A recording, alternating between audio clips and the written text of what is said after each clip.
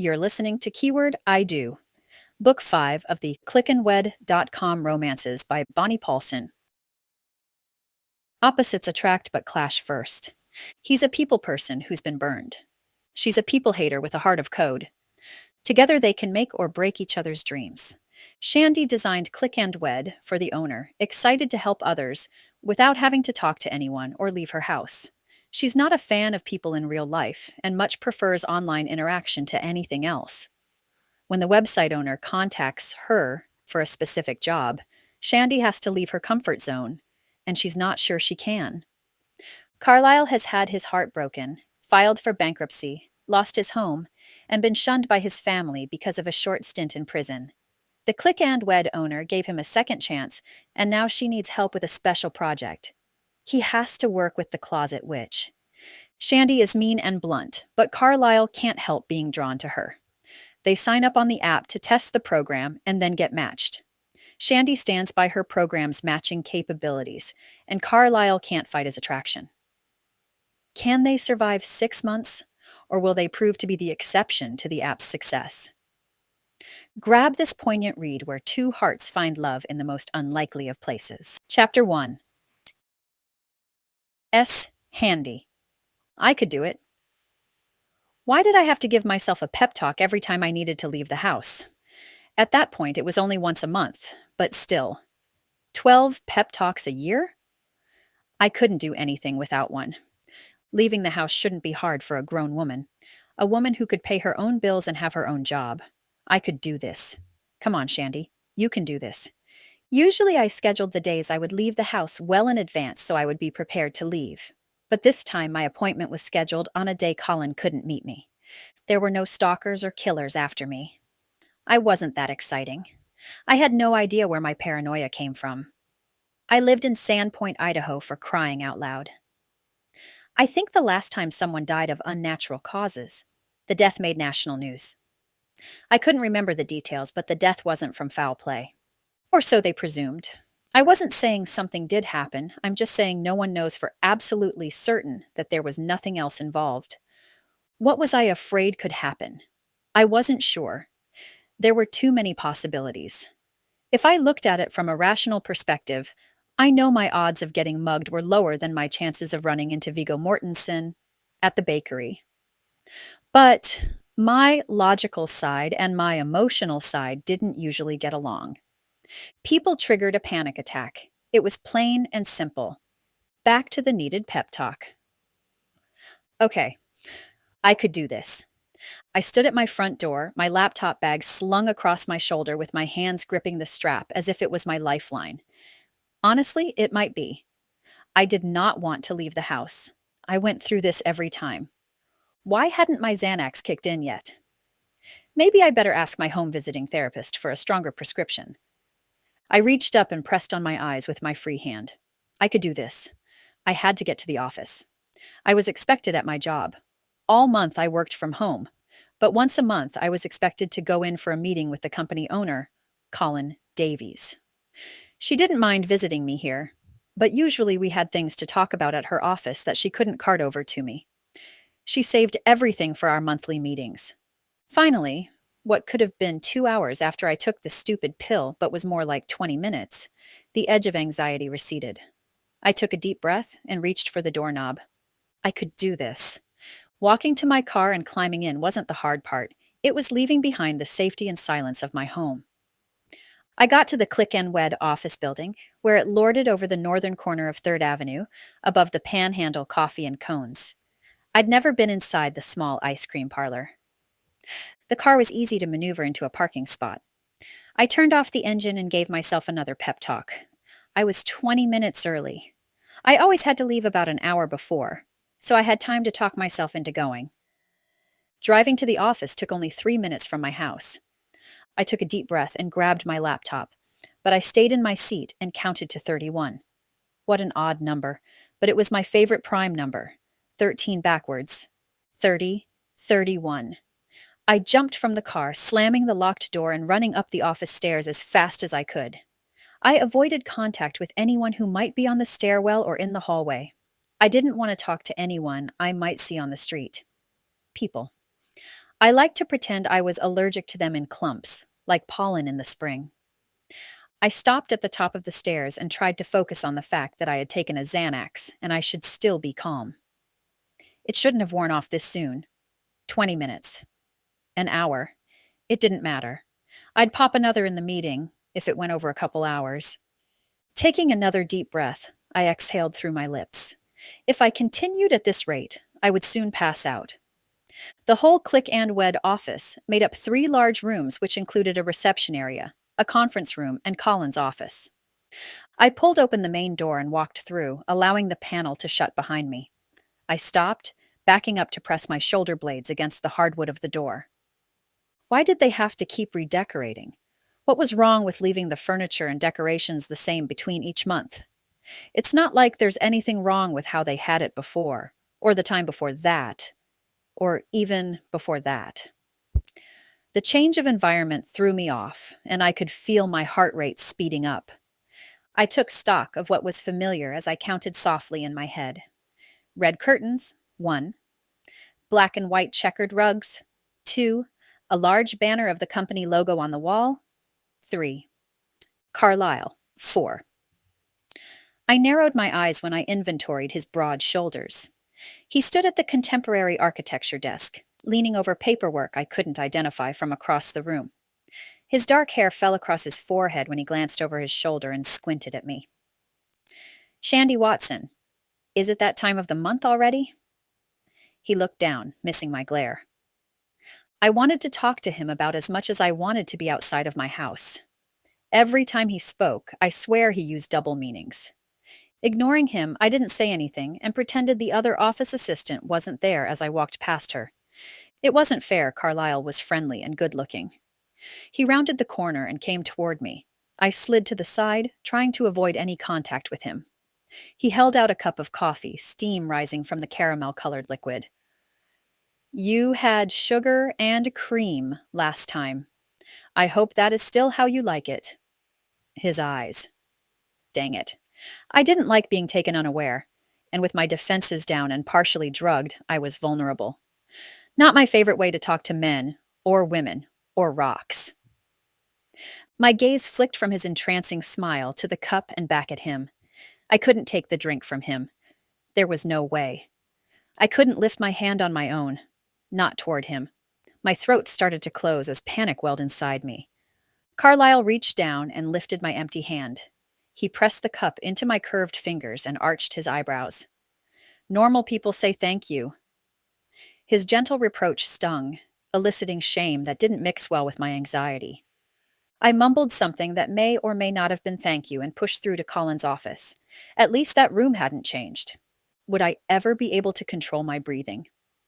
I clutched at the base of my throat, my chest rapidly rising and dropping. If I didn't calm down, I would spill coffee all over the place. My defenses were up, and my instinct to hide was overwhelming. Unfortunately, Colin didn't have any blanket forts in her office. Colin swiveled in her seat from the window, overlooking the large lake scene. She smiled when she saw me. Shandie, I'm so glad you could make it. I'm sorry for the last-minute change in plans. Thank you for accommodating me. I know how hard this must be for you. Tomorrow. She shook her head gracefully as she motioned for me to claim the seat across from her. Had the anniversary come up again so soon? I'd only been concerned with my own problems and forgot to consider what could possibly force Colin to change anything she'd planned. Colin continued, Come on in. I'm excited to do this. I've wanted to get on this project for a while now, as you know. I hated going to the office, but once I settled in and focused on my job, secure in Colin's office with just her and I actually didn't mind being there. Colin had a strict rule that we weren't to be interrupted under any circumstance, and that helped a lot with my anxiety. Not one to leap to lying, as much as Carlisle bugged me with his easygoing nature and obvious social prowess, he was the only person besides Colin who wasn't turned away by my antisocial behavior. Honestly, he wasn't bad on the eyes either. Seeing him every once in a while was definitely a plus. Too bad I had to be drugged and tense every time I saw him. We need to go over the bulk of the website. I would like to see it have more power. I've already purchased more server space for that. I would also like to upload a lot of these testimonials that the previous couples have been sending me. Can we add an option for the international sites to click in as well? I think spreading availability to the UK as well as Canada and Australia will be a good place to start on this particular project. Colin jumped in. She hated wasted time on chit chat as much as I did. One of many reasons I respected her like I did. It's going good so far. Have there been any complaints? I haven't noticed any matches that have been declined. Is that something we're concerned about? The statistics show that as more people are matched and are willing or able to make the investment, they are actually willing to try it. The whole concept was one I loved more than coding. I couldn't believe mail order brides was an old concept that Colin had made new again. She'd given it a contemporary twist so many people could use. I know I was one of them. Unfortunately, I was too close to the project. It probably wasn't ethical that I try it. Plus, no one wanted to be with someone who literally couldn't leave the house. Colin tapped the top of her desk with the end of a pencil and leaned back, crossing her legs. She considered me with narrowed eyes. Are you interested in getting married, Shandie? I laughed, uncomfortable with the question. Of course. Who isn't interested in being in love? But, as you know, I can't leave the house. And let's be honest, it's not like I'm going to marry my neighbor. He's 92. I don't care how many times he hits on me when I take my garbage out, I'm not marrying the guy. I said it jokingly, but taking out my garbage took a lot of nerve, and he seemed to watch me because every time I did it, there he was with some kind of a sick pickup line. I usually waved my hand and ducked back inside. All right, I can understand why you won't date, at least around here. Have you considered trying the app? Before lowering the price, I need to make sure everything is going to work okay. For instance, I need to make sure I can even match an agoraphobic computer programmer. Can your program do that? She winked at me, but her challenge was clear. Could my program match the most difficult of clients? I took a moment to consider her. I didn't want to get matched, at least to the extent that I was doing it to prove a point about my work. I didn't want to get married and see just how much rejection I could get. I'd been down that road before. Every time I tried online dating programs, I was stuck at my house while they were trying to meet with me in town. My interest was low on dealing with rejection anymore. The online dating sites had never worked, which was why I had agreed to help with an online marriage site. Rejection aside, one thing I did know and had complete confidence in was that my program's execution and performance was flawless. I lifted my chin and smiled. My program will match anyone who signs up if they have a match signed up on the computer. If they don't have a match, the site isn't going to conjure one up for them. You can't say that there's going to be someone for me to be matched to who is just waiting on the database, or even that someone is going to come on with the year. That's a guarantee you can't make, and one I wouldn't be foolish enough to back up. She didn't seem perturbed by my talk about expectations, or what was logical for her to expect. Colin swung back and forth as she watched me, her lazy movement deceptively calm. Nothing Colin did was meaningless or without a purpose. Her silence scared me. What did she have brewing in that head of hers? After a long moment of thinking, she stopped moving and leaned over the legal pad in front of her. So what? You won't try? You're going to lock yourself away in that house of yours and just not try? You can't give up on yourself, Shandie. You deserve better than that. Luckily, Colin was my friend, as well as my boss. I took work from her on a contractual basis, but she paid me a base salary that went up when she needed an intensive job done. I pretty much came up with things to do, and she paid me every month. The arrangement allowed me to stay home and not have to go outside and deal with other people. I cleared my throat. Colin waved her hands and cut me off. Your marital status isn't my problem. My concern I want dealt with is site accuracy. If it's high enough, I can go international. That's what I want. I need that to be a for sure thing. I'll deal with the hassles and legalities of going across borders, but what I need to know is if it can cross cultural boundaries and phobias as well. Do you see what I'm asking you for? I met Colin's gaze. Was I sure my program could do what she wanted? design I could do. What I needed was solid parameters Colin used as matching guidelines. She had to give me the updated ones so I could improve the algorithms that would decide if the matches were good or not. From what I'd seen so far, based on the performance of the program, Colin had nothing but success behind her and her secret parameters. I had no idea how she came up with them, but their simplicity astounded me. So far, her compatibility scores were good, but I needed them to be higher before they were something I'd consider to take on myself. If we could get the scores to 96% higher or more, I would consider signing up myself. Colin smiled and finished spinning on her seat. I'm going to hold you to that. Chapter 2. See Carlisle. Watching Shandie walk across the office reception area stirred a mix of emotion. Carlisle wasn't the biggest fan of working with her, but he did like when Colin was happy with her site and with the performance of the matchmaking. All of that credit had to go to Shandie. Throwing off Shandie's game just came as a perk to having to deal with her. He threw her off her snooty and stuck up beeline for the office any time he was nice to her. Nothing wrong with that.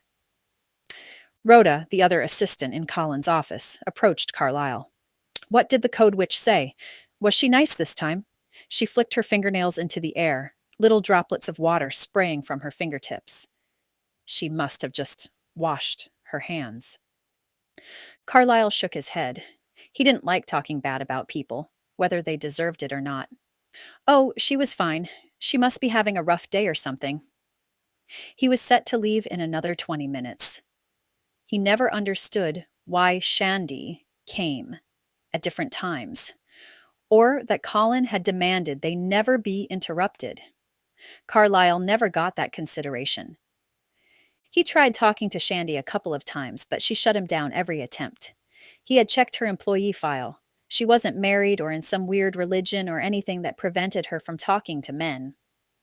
Colin said she was just shy. But the sense of panic he gathered from her expression when he looked at her suggested it was more than shyness that held her at arm's length. Time to go home came, and he knew better than to knock on the office door to interrupt. Even though he'd love another chance to stab at Shandie's shell, he left. Rhoda was right behind him, shadowing his every move. Should we get drinks or something? She batted her fake eyelashes at him, the long black eye wigs fluttering as if with great effort. Carlisle couldn't help but smile. Rhoda's persistence was flattering, but also concerning. How many times did he have to say no before she'd get the hint? Thanks, but I'm heading to the gym. She raked her gaze over his form and arched her eyebrow. Looks like it's working. She wiggled her fingers at him and headed out the door. He wasn't sure how long she would continue to try, but he could definitely say he was not interested in her. He wasn't into one-night stands or women with an agenda. Not when she came in every Monday and Thursday, talking about her exploits with the men at the bars from ladies' night. That fact should say something. Considering the only bars in Sandpoint barely had room for a pool table and a sports television. After Carlisle put in a hard workout at the gym, leg day with lunges were his least favorite thing. He hurt for a couple days afterward, but the pain was better than nothing. He usually pushed hard, intent on tackling anything that got in his way. As he gathered his gym items to head home for a night of uneventful activities, the gym manager, Maurice, approached him. Hey, Carlisle, I can see you're headed out, but would you be able to take on an extra class tonight for basketball? We had 6 extra kids show up, and Johnny can't make it in to help coach that one because his wife is finally in the hospital giving birth. Carlisle smiled. Of course. You know I love helping out. He put his bag down and rubbed his hands together. Who do I get to torture tonight? He ended on a laugh. Maurice smiled back. You're the best coach we have. We're pretty lucky to have you. Without having to search too hard inside himself, Carlisle knew it was the other way around. He was lucky to have a family there at the gym. He didn't have time to go home and change, so he took a shower at the gym after basketball practice and headed to the soup kitchen. He didn't eat at the soup kitchen. Carlisle loved serving, and what a great way to meet people. Walking inside, he grabbed his apron and put a hairnet on. Washing his hands thoroughly, he jumped online between Timothy and his wife, Tamara. Timothy bumped Carlisle with his shoulder. his hands extended over the mashed potatoes and gravy as he waited for the next guest. "I'm surprised you're here. Weren't you supposed to be getting married today? Or did I get you confused with the people you work with? Seriously, you work for a matchmaking company. Get matched already." Tamara hushed her husband. "Psht! You be nice to him." As they scooped up some food and smiled at the people they served, Tamara leaned toward Carlisle. "He's right, though. You have to find a nice girl. And if you won't do it here, consider someone abroad." Softly shaking his head, Carlisle smirked. "I'm not looking for any girls. I'm just trying to get through this life with my heart intact." He couldn't survive another heartbreak. He loved helping in the industry he worked in, matching people for their happily ever afters. But he wasn't fooled into thinking he wasn't doomed for less. The night passed quickly, and after serving, he couldn't come up with anything else to do to stave off his lonely night at home. He wended his way through the small town streets until finding himself in front of his apartment door. The walk was way too fast for his taste. Grabbing his mail of bills and sales flyers from the small box hanging beside his door, he slouched inside. Setting the mail on his counter, he went into the small kitchen and very methodically pulled a TV dinner from the freezer to slip into the microwave. While he waited, he tapped his foot and hummed softly to himself to cover the silence of the apartment. He was all alone. That's what he had to cope with, being alone. But it was better than going for someone who was interested in him that he wasn't interested in, like Rhoda. After dinner and watching Alaska: The Last Frontier, Carlisle settled on the couch, waiting for sleep to claim him. On his TV, a Facebook Messenger window popped up. A group of ex-prisoners he used to know were in a chat, and they'd tagged him on who the better team was, Mariners or Red Sox. He joined in the conversation, but just so he wouldn't feel like he was ignoring his old friends. They had different interests and pursued different goals. Before he fell asleep, an email notification dinged on his phone. The message was official from Colin. "Meet me in the morning at Brood. I have a new project for you to start." He liked new projects. He liked things that were different. But he also liked routine. He went to bed, cautiously excited about the next day. Chapter 3. Shandie. I climbed off the treadmill and wiped the sweat from my brow. My phone buzzed in the cup holder of the treadmill, and I pulled it out before it tried to buzz itself through the bottom hole.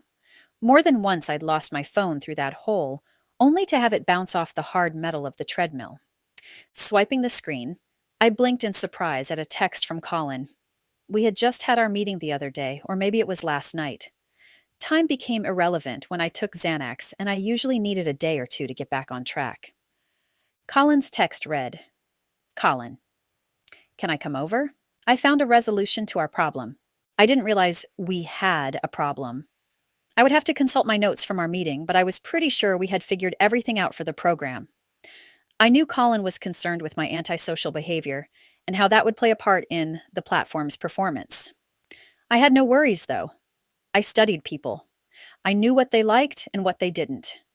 But if Colin wanted to come over, that was fine by me. Sure, I'll be ready by 9. I still had to take a shower and put some coffee on. I would need to check and see if my grocery deliveries were still scheduled for later that day as well.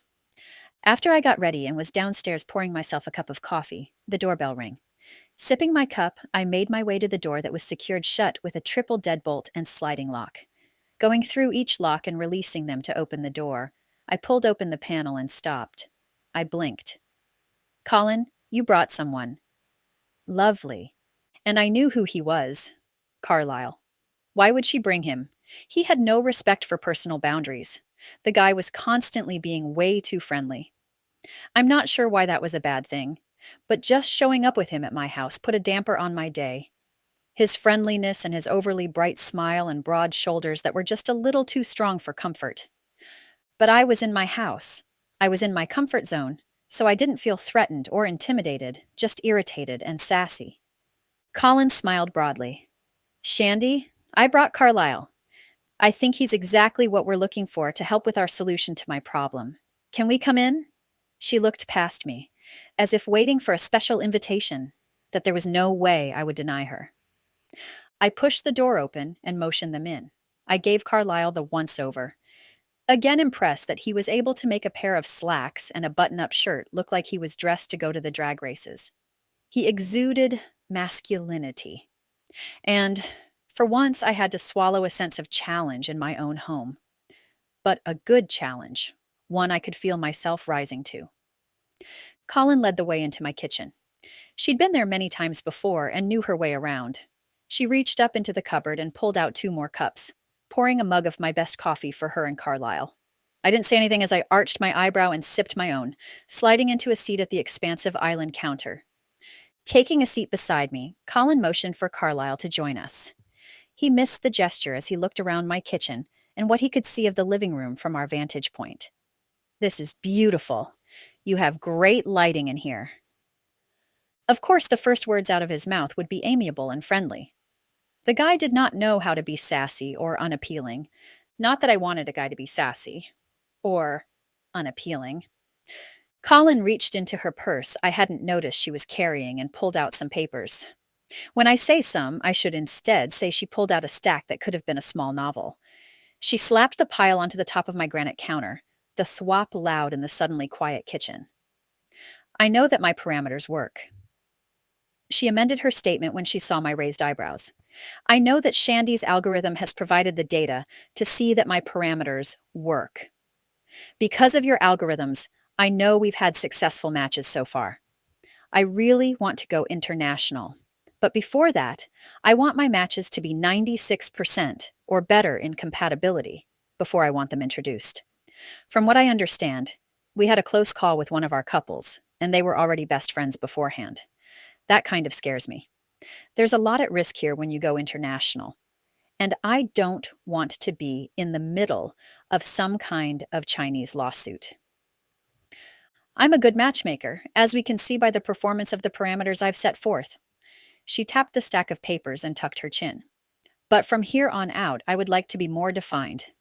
Here is my list of parameters I want used going forward." I desperately wanted to beg her to not shove forward the papers under her hand.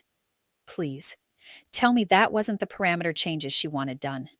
But she did, pushing the thick paper closer and closer and closer and closer to me. "I was hoping you were going to say that's your grocery list." Carlisle eyed the stack with even more trepidation than I had myself. I swallowed. "What do you care about the parameters? I'm the one that has to code them in." "Colin?" I tossed the teasing glance at Carlisle to hopefully take the sting out of my words, and then turned my gaze to Colin. "Seriously, the parameters you have incorporated are great. Do you understand what kind of a project this is? It's going to take at least a month, and the cost is not going to be cheap. The salary you pay me is just a retainer. It won't be enough to cover this complete overhaul. Plus, as much as I didn't want to put my ego into it, I kind of felt like she was slapping me across the face with her new guidelines and saying in not so many words that the website we had so far wasn't good enough. But dang it, I knew it was good enough. We had had multiple successful matches, and the compatibility was fairly high. Well into the 90s. I wasn't sure exactly what she was looking for, but I knew my program was solid. Carlisle didn't answer after my retort, but he was the least of my concerns. Colin smiled at me. "I know it looks like a lot. There's a lot of repeats in there, but I rewrote the parameters with the idea in mind that anyone can match from anywhere through any culture. So, there are some things in there that will need to be redefined. You can see the map and how they lead into each other by leaving the old parameters in there for reference. Not only that, but they're color-coded. I'm sorry. I love the way it looks and everything. Just leave the US site alone for now. Then once the international site is ready, we can incorporate them together. We need the universal red, white, and black as our colors. We also need to make sure we have different laws and things addressed. Those are listed in there as well." She finally took a breath and sipped her coffee, but I knew she wasn't done. She lowered her cup and continued. "We're only opening 3 new countries at this point anyway, so it would be nice to just slowly move into the transfer rather than jump into it. So if you think a month, then I'm fine with a month. Just let me know how much it's going to be. Colin glanced at her watch and thrust her finger in the air between Carlisle and myself. Glancing at us, she slid from the stool. I'm heading out. I won't be in the office today. Carlisle, why don't you stay and work things out with Shandie? I need to get going. Her expression darkened, and she gathered her purse and drank the rest of her coffee before hustling out the door. Carlisle half stood from the stool as Colin disappeared. I just kind of sat there. What had just happened, and why was I alone with a man in my house? I gripped both hands around my cup and looked at him from the corner of my eye. What was he doing in my house? What was going on? He lowered himself back down to the stool and took a deep breath. I hate when she does that. Yes, she does it to me a lot. I pulled the stack of parameters over to my seat and flipped through the pages, just the first few. I put them down and leaned my head back. Okay, I guess I'll need to start mapping. What are you supposed to do today? Need to go back to the office. I drank some more of my coffee and realized I didn't even know what he did there. I think he was her assistant, but I wasn't sure. Plus, I know she said he should stay at my place, but she had to be joking. Well, she told me to stay here and help you, so I guess I'm here helping you. He shrugged and drank his own coffee as he studied my kitchen. Yeah, but with what? Are you an assistant or something? Do you get her donuts? Donuts actually sounded pretty good. Instead of being offended, he laughed, the sound husky and appealing. I'm not that kind of assistant. If you want donuts, you have to order them in. Why didn't he have the decency to at least look insulted? The guy was going to be hard to play with. Are her parameters bad? He looked hopeful, like maybe she would have to start over and he wouldn't have to stay there with me. I glanced at the stack of papers I'd been avoiding. Oh no, I'm sure they're fine. Colin knows her stuff. Thinking about Colin's situation always left me feeling bereft and lost. Has she ever been in love? He eyed me, as if he knew something, and was just checking to see if I did. Playing games with other people's secrets never sat well with me. Of course I knew Colin's story. I was a computer person. I could find out anything about anyone. Yeah, she has been in love. Desperately in love. They had like this forever love, you know? The kind you read about. But it's a tragic story, and it's one you probably should hear from Colin. A look of satisfaction covered his face, and he nodded tightly. I already know the story. I'm glad you aren't the type to talk about a friend behind her back. I was glad he had the same trait. Chapter 4. See Carlisle. Carlisle never really sought a true smile from the closet witch. Or was that the coding witch? Or maybe even the programming witch? He wasn't sure what to call her, but he needed a catchy name. He didn't like the titles Rhoda and some of the other interns had given Shandie. His was more half-hearted fun, whereas the names they used were just mean and downright cruel. After Colin left, he wasn't quite sure what to say.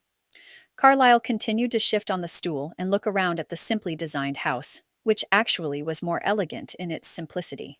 He found his awkwardness held him in his seat, but every time he reached down to take a drink of his coffee, he was again struck with the quality of the bean as well as the home. Shandie better not be one of those women who was a surprise as you got to know her. He wasn't prepared for that, and he preferred to be prepared for everything. If nothing else, the woman knew how to live. Carlisle had a feeling she was going to teach him about quality as they worked together. Shandie put her cup down and then disappeared into a room off the side of the kitchen. She took the stack of papers with her. After a moment, she called out to Carlisle. You're welcome to join me in the office. This is where we can work, unless you prefer the kitchen. Carlisle grabbed his cup and slid from the stool, padding softly across the tiled flooring. He entered the office and tried not to be obvious as he studied her area. The office was decorated with dark-stained oak shelving and a massive contemporary metal desk. It had 3 monitors on the top as well as multiple mouses and some keyboards. For some reason, her serious attitude about her programming was endearing. The walls were bare, except for an interesting aerial map of Pendoray Lake, positioned above her chair on the opposite wall between the shelves. The aerial shot had to be from the 1960s or 70s. Carlisle was drawn to its lines and the sepia tones that were discolored along the handling creases. Shandie didn't say anything from her seat at the desk as Carlisle moved around the room. He turned and motioned toward the map. Wow, how did you get this? It's amazing. He'd never seen such a great shot of the town. Shandie had the parameter papers stacked in front of her, and she was slowly going through each one, taking notes while she read. She glanced over her shoulder, mumbling, "My dad used to fly airplanes before he died. He took that from my mom when they were dating. Was it in the 70s? It's a great shot." Carlisle perused the picture again. It was an easy 20-inch by 20-inch print with a simple black 1-inch frame around it. No matting or other design. There wasn't even a small plaque or label on it. Shandie didn't look up from the paper. "Yeah, they were together a long time before they had me." Her pencil scratched on her notepad as she wrote, "Have you lived here your whole life?" Carlisle wasn't asking just to ask. He actually wanted to know, especially if they were going to be working together for a while. He made his way back around the desk toward a chair set up across from her at the desk, waiting for her reply. She looked up, distracted. After studying him for a long moment, she sighed, shaking her head. "I'm sorry, I'm not very much into the whole Q&A. Can we just work and get this done? I'm not a very social person, and distractions just get in the way of productivity." She flicked her hands over to projects on her desk and gave what she probably thought was a friendly smile. Instead of being offended, Carlisle stepped toward her, tucking his hands in his pockets. He watched her as she didn't even wait for his reaction or his reply before returning to the paperwork. He tilted his head to the side, his fingers tight in his pockets. He wasn't offended or even upset, but she had taken an innocent question and flipped it on its rear. "Shandie?" He waited for her to look up from the papers before continuing with his question. "Why are you like that?" She blinked, her lips parting in surprise. "Like what?" Carlisle knew he wasn't asking a confusing question. As far as he could see, it was obvious she was rude and impersonal. Did she not see that? "Why are you antisocial? I was just trying to—" Waving her hands in the air, she closed her eyes. After a second of silence between them, she lifted her lids and pierced him with her gaze. "I know what you're trying to do, but I'm not interested in anything resembling a relationship. I'm not trying to be rude. I've been given a job, and until I get that job done, you're going to be in my house. So it's best if we just keep things simple. I'll create a list of tasks, and you'll stay busy doing that, and I'll do what I'm being paid for." She shrugged, an over-bright smile on her lips. "Perfect, right?" There were too many things he could argue with in her little speech, but he had focused on only one. "Me interested in you? Is that what you're trying to get out? You think I'm hitting on you with all my questions?" Carlisle laughed, ignoring her cute look of dejection. He wasn't going to be accused of hitting on her when that wasn't his intent. Sure, she was extremely attractive with her soft caramel-colored hair, which took on a dark hue when she leaned forward a bit. Her eyes were hypnotic when she actually looked up from her desk. And, Carlisle suspected, she spent her fair share of time in the gym with a lean feminine but strong look to her body. She carried herself with the confidence of someone who was strong and knew they were physically fit.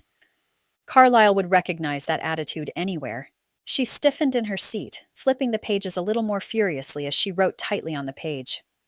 "I apologize for my assumptions. It won't happen again." Carlisle shook his head, claiming the seat across from her.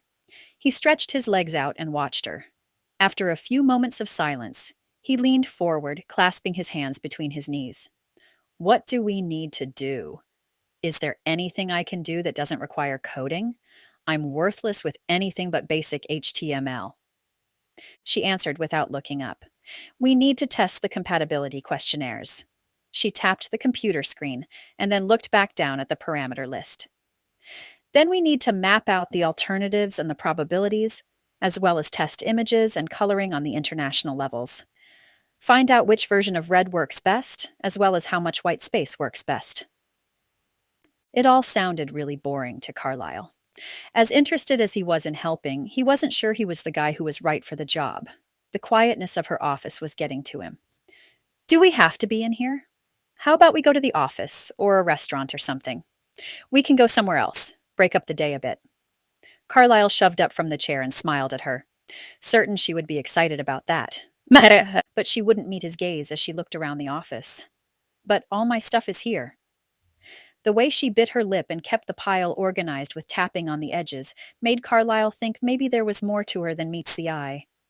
Time alone with her might not be so bad anyway. He was looking for a break from the daily routine. He doubted she'd be fun to hang out with, but sometimes he just had to put up with things to gain a different perspective.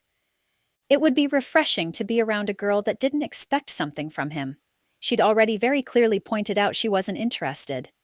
Too bad Carlisle had to lie and say he wasn't either. Chapter 5. Shandie. Having Carlisle over to work at my house wasn't a good idea. In fact, I had absolutely no problem saying it was one of the worst ideas I'd ever heard of. He was distracting and smelled good, which was even more distracting than I would have thought possible. After Carlisle left that evening, I texted Colin, jabbing my finger onto the touch screen with frustration and no small amount of trepidation. This is not a good idea. I prefer working alone. Didn't Colin understand I didn't want to interrupt my life? I couldn't fall for a man I didn't want to be attracted to. Well, my attraction to him wasn't up for discussion. That didn't matter.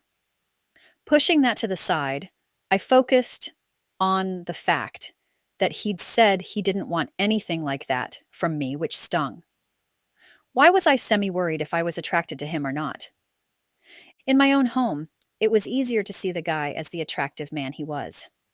When I was out and about, I couldn't focus on anything but trying to keep my breathing under control and my heart rate normal. Having him in my office, even though it was a large space, definitely made me more aware of how I held myself and how I might appear. I regretted my decision to wear worn khakis and a button-down short-sleeve blouse. I definitely could have looked better had I known I was expecting a guest like Carlisle. Thanks for the heads up, Colin. My phone buzzed in my hand as I paced the floor of my office. I need a group effort on this. If you can't do it, let me know. What was she saying? Was she insinuating she'd replace me if I couldn't work with Carlisle? My thumbs flew dangerously fast over the screen. I can do the job. I can do all of it. Carlisle can do something that's more important. Her responses took a few minutes in between, and I remembered she had something personal going on right then that I really didn't need to interfere with. I know you can. That's not the question. Carlisle comes at it from a guy's point of view, and he's more social. My social anxiety was constantly going to plague me. If it didn't keep me from being social, keep me from being around my family, keep me from doing anything active, it was also going to plague me on how I did my job. My anxiety was going to haunt me for the rest of my life in every aspect it could. I blinked back tears at just how unfair it was that I was locked in this demonic turmoil, and the times I tried to assuage it, I just ended up getting more anxious, more locked in. Another text came through, and it was like I could see her frustration and sadness with the day in the few words she had sent. If you can't, that's okay. That final text sounded more dismissive than I liked. I needed the job. The job with Colin allowed me to stay home so I didn't have to go out, and I didn't have to try to be around people. I shook my head as I texted her back, mouthing the words as I punched them in. I'll do it. I'll work with Carlisle. He's going to have to come here. Her answer came faster. Sounds good. I'll be back the day after tomorrow. Play nice. I slumped onto the couch tucked in the corner of my office. Okay, if I had to get used to Carlisle being around, he was going to have to get used to coming in and working around me. Grabbing his number from the employee files I had access to, I texted him. It's Shandie. Be at my house at 9 tomorrow for work. I have a list of things you can do. What I would have to do is make sure to keep him at arm's length and assert the professional attitude between us. I would have to ignore the butterflies in my belly when I was around him. All of those things I could do. It wasn't like I had men breaking down my door to date the agoraphobe who couldn't leave her home. For all the attention I got, I could be the beast in Beauty and the Beast, locked in the tower, waiting for someone to break through my isolation and save me from myself. I was halfway through my run on the treadmill when the doorbell rang. I hadn't ordered anything, and everybody in my life, which was nobody, knew that they couldn't just show up until after 9 o'clock. Even the UPS guy, Todd, knew this. I climbed from the treadmill, already irritated I had 15 minutes left, and I wouldn't be able to finish them. Part of soothing my anxiety involved sticking to a routine and a comfortable schedule. By 9 o'clock, I would be finished with my shower, sitting at the counter waiting for Carlisle. At the front door, I grimaced at the friendly smile on Carlisle's face. He wasn't supposed to be here until 9. Had I written 8:15 on my text? I doubted it. I didn't make mistakes like that. I opened the door and didn't try hiding my glare. I said 9. What are you doing? His grin widened. Yeah, but I finished my run early. I brought coffee and donuts. Holding up his offerings, he pushed past me. The man had been able to get a run in? He'd had the audacity to interrupt mine because he'd already gotten his in? What a pile of cow dung, if he thought I would cut what I was doing short because he chose to show up early. I narrowed my eyes. I'm going to finish my own run. You're welcome to stay or you can leave, but I will be ready to work at 9. I turned to head up to my workout room, then turned back. I'll take the coffee and donut, though. Thank you. I added the last because manners, and I didn't want my mother to find out I was being rude to a guest in my home. I shuddered at that possibility. I tried ignoring the smirk he tried holding back as he handed me the items I wanted to sniff and appreciate. I just realized I had never used polite manners with him before, since I was usually trying to either hold it together or trying to gather my wits about me. The man was distracting, but that didn't excuse my rudeness. I hope to have the grace to be more polite in the future, and I resolved to do just that. Finishing my run passed more quickly as I thought about my promise to myself to treat him better. He was in my home, and I would treat him with kindness. After getting ready and finding myself walking down the stairs, I was grateful he'd been able to entertain himself while I was busy. I didn't like babysitting a grown man. He was proving to be more appealing than I'd originally deduced. I could already feel us falling into a boring routine as I joined Carlisle in the office. He had the newspaper out. He sipped his coffee and read the pages as he also worked on his donut. The parameters had been left alone on the desk where I'd left them the day before. But Carlisle had stocked my pencils and rearranged my desk, which I actually found to be more ergonomically pleasing than the way I had it. I glanced up at him, remembering my promise to myself. Thank you.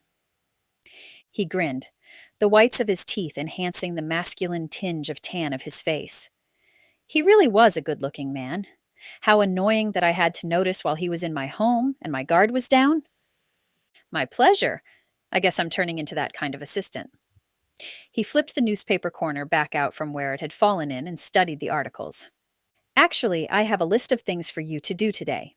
They should be enough to take your time over the rest of this week and into next week if you want something different to do. I picked up a legal pad and handed it across to him. There were multiple jobs listed on the paper that I knew he could do from looking over his dossier. His resume had identified him as more than capable, but judging from his task file, Colin didn't utilize his skills the way she should. He took the list and studied it. His eyes sparkled with interest. Really? You can use my help doing all this? I noticed your resume listed that you had these types of skills, and I just wanted to make sure that you're not bored while you're working with me. If you do these, I'll work on my stuff, and then we'll be able to mesh them together. I smiled, trying to tamp my happiness that he was excited about the list I'd given him. I didn't want to be known for being hard to work with. He glanced at his watch. I have a standing schedule with Colin. I can only work until 4 today. I have volunteer work I do at the soup kitchen 3 nights a week, but I teach basketball for underprivileged youth at the gym on those same nights. I cocked my head to the side. If he had called me the most beautiful woman in the world, I don't think he could have been more endearing. Really? You serve others? That's amazing.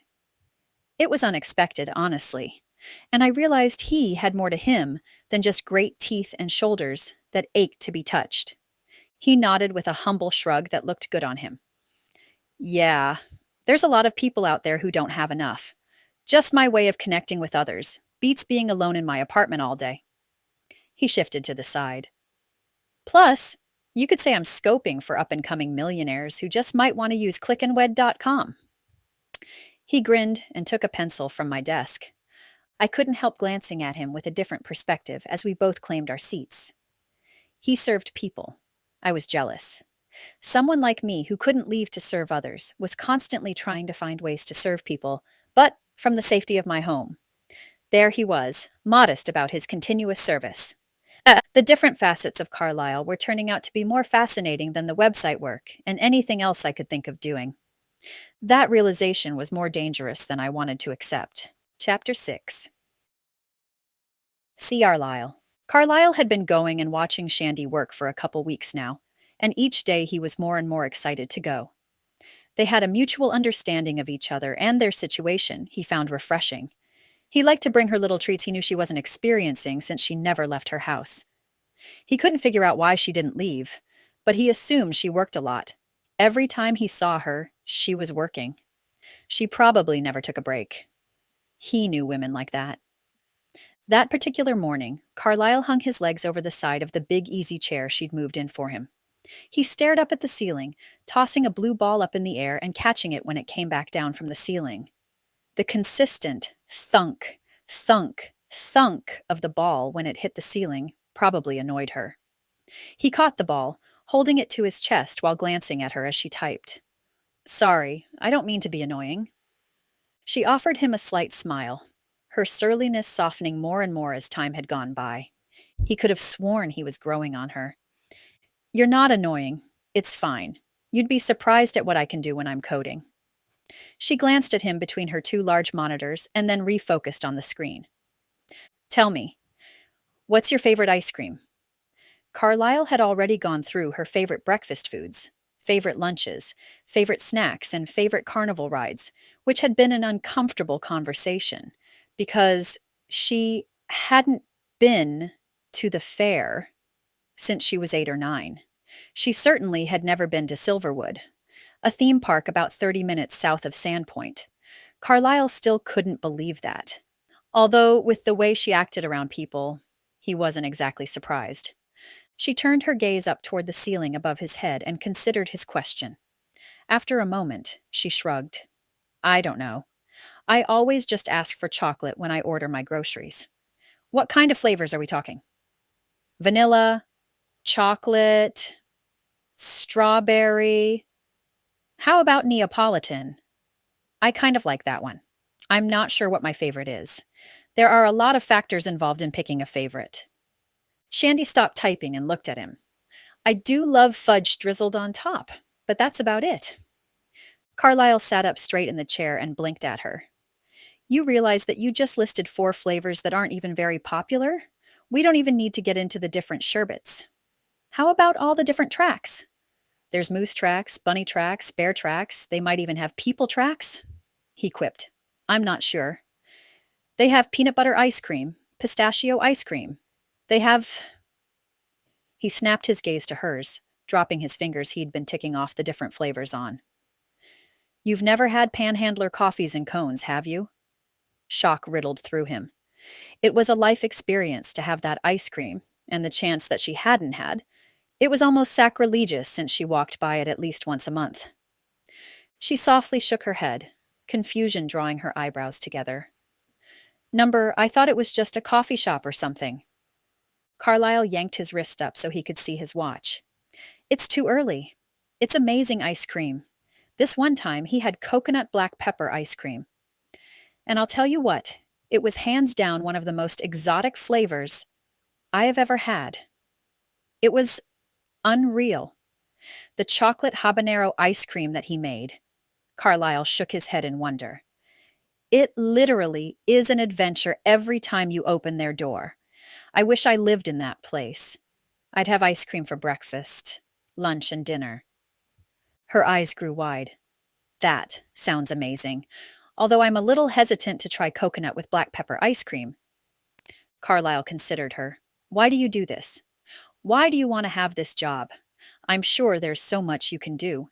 You need to get out and live life. Working for Colin is more for people who don't have other options. Not that she isn't amazing to work for, it's just she usually gives jobs to people who don't have a lot of options. His words faded, and he refused to bring more focus back on himself. Shandie's excitement over the ice cream flavors dismantled, and she delivered her words like she practiced them daily. I need the job. I need to work from home. I don't want to leave. Before my parents left to go cruise the world and travel, they lived here. Once they moved, I just kind of took over the house. I can't go anywhere. It terrifies me. Carlisle didn't completely believe her. Something was making her stay in Sandpoint, and she kept saying she couldn't leave her house. Carlisle couldn't really figure out what the truth was. Was she just saying that, so she didn't have to go out with him? He wasn't going to ask her out. At least he hadn't been planning on it until she'd mentioned not being interested in him. Now he couldn't stop thinking about it. He realized he'd been silent too long. He blurted out, "Yeah, I need the job, too." She placed her elbows on the edge of the desk and her chin in her hands. What are your goals and dreams? I know that sounds like a weird question, but I'm sitting here putting those parameters in, and then for a question, only targeted toward the men she wants to know what their goals and dreams are. What is that? Carlisle stared at her, and after a moment he nodded slightly. It makes sense, doesn't it? What are your goals and dreams? Mine, if I filled that out, would be I want a family. I want to have kids. I want to be with someone that wants to be with me forever, no matter what. If someone didn't want that, like a man looking just for the chance to take advantage of a woman, then the program would be able to push them down in the compatibility scoring, right? It made sense from a business perspective, and knowing Colin. She was always trying to protect people. He considered telling Shandie everything about his past, but it didn't seem like the right time. I want to fall in love, but I can't because I don't trust anyone. She cocked her head to the side. Why? A guy like you. I'm surprised you're not married with 10 kids by now. Carlisle couldn't tell her exactly what happened. He lifted his chin and softly shook his head. It wasn't good. I don't want to get into it. He didn't want to get into the fact that he'd been with someone who cheated on him, and then he did jail time because her parents had accused him of raping and assaulting her. He'd never even touched her more than to hold her hand. Sounds serious? Shandie folded her arms and leaned closer to him. The office had become intimate as their conversation deepened. She kept saying how she liked to look into people's pasts, and she obviously had been digging through employee records to get his phone number. The only person who knew he had altered his name was Colin, and she'd approved it. He was trying his hardest to get his alias established as his permanent identity. Working for Colin and getting taxes would help with that. Does all that sound serious? I guess. I definitely have learned to be cautious since then. He turned his head to the side, as if transfixed with something on the carpet. Well, it sounds like you want the same things the people on here want. You know, you should do this. I can get you signed up. I bet we could have you matched in 20 minutes. Something sparked in her eyes and carried in the curve to her lips. Carlisle secretly wished he could sign up. He would love to see just who was out there he was compatible with. There had to be some kind of ethical lines crossed if he did that, considering he worked for the actual company. It would be nice to marry someone without having to play the games. He wasn't going to admit to his disappointment that she wanted to get him matched to someone else so fast. I can see you considering it. Go ahead, you should do it. Shandie's laugh startled him from his thoughts. How could she tease and be playful there at her house and a totally different person around other people? Why are you so mean at the office? I mean, this is a complete 180 from the woman who comes in once a month. Shandie's smile stiffened and she shifted on her seat. You really shouldn't take it personally. I don't mean to be that way. I just am. I told you I don't like to be around people. How could he not take it personally? Nobody liked being around people, at least people in Sandpoint. It's why they lived in the Northwest. That didn't mean they had to be rude to everybody. Carlisle fell silent. He wasn't sure what exactly she wanted from him, but he wasn't sure he was the one to give it to her. Chapter 7. Handy. I couldn't shake the uncomfortable feeling I had when I was put on the spot like that. I knew I was a brat at the office. I was a brat everywhere. It was the only way I knew how to keep my shield up and myself protected. When I was in control of myself emotionally, I could partially control my anxiety. If I allowed my defenses to crumble, I'd probably pass out. Maybe even hyperventilate. I don't know.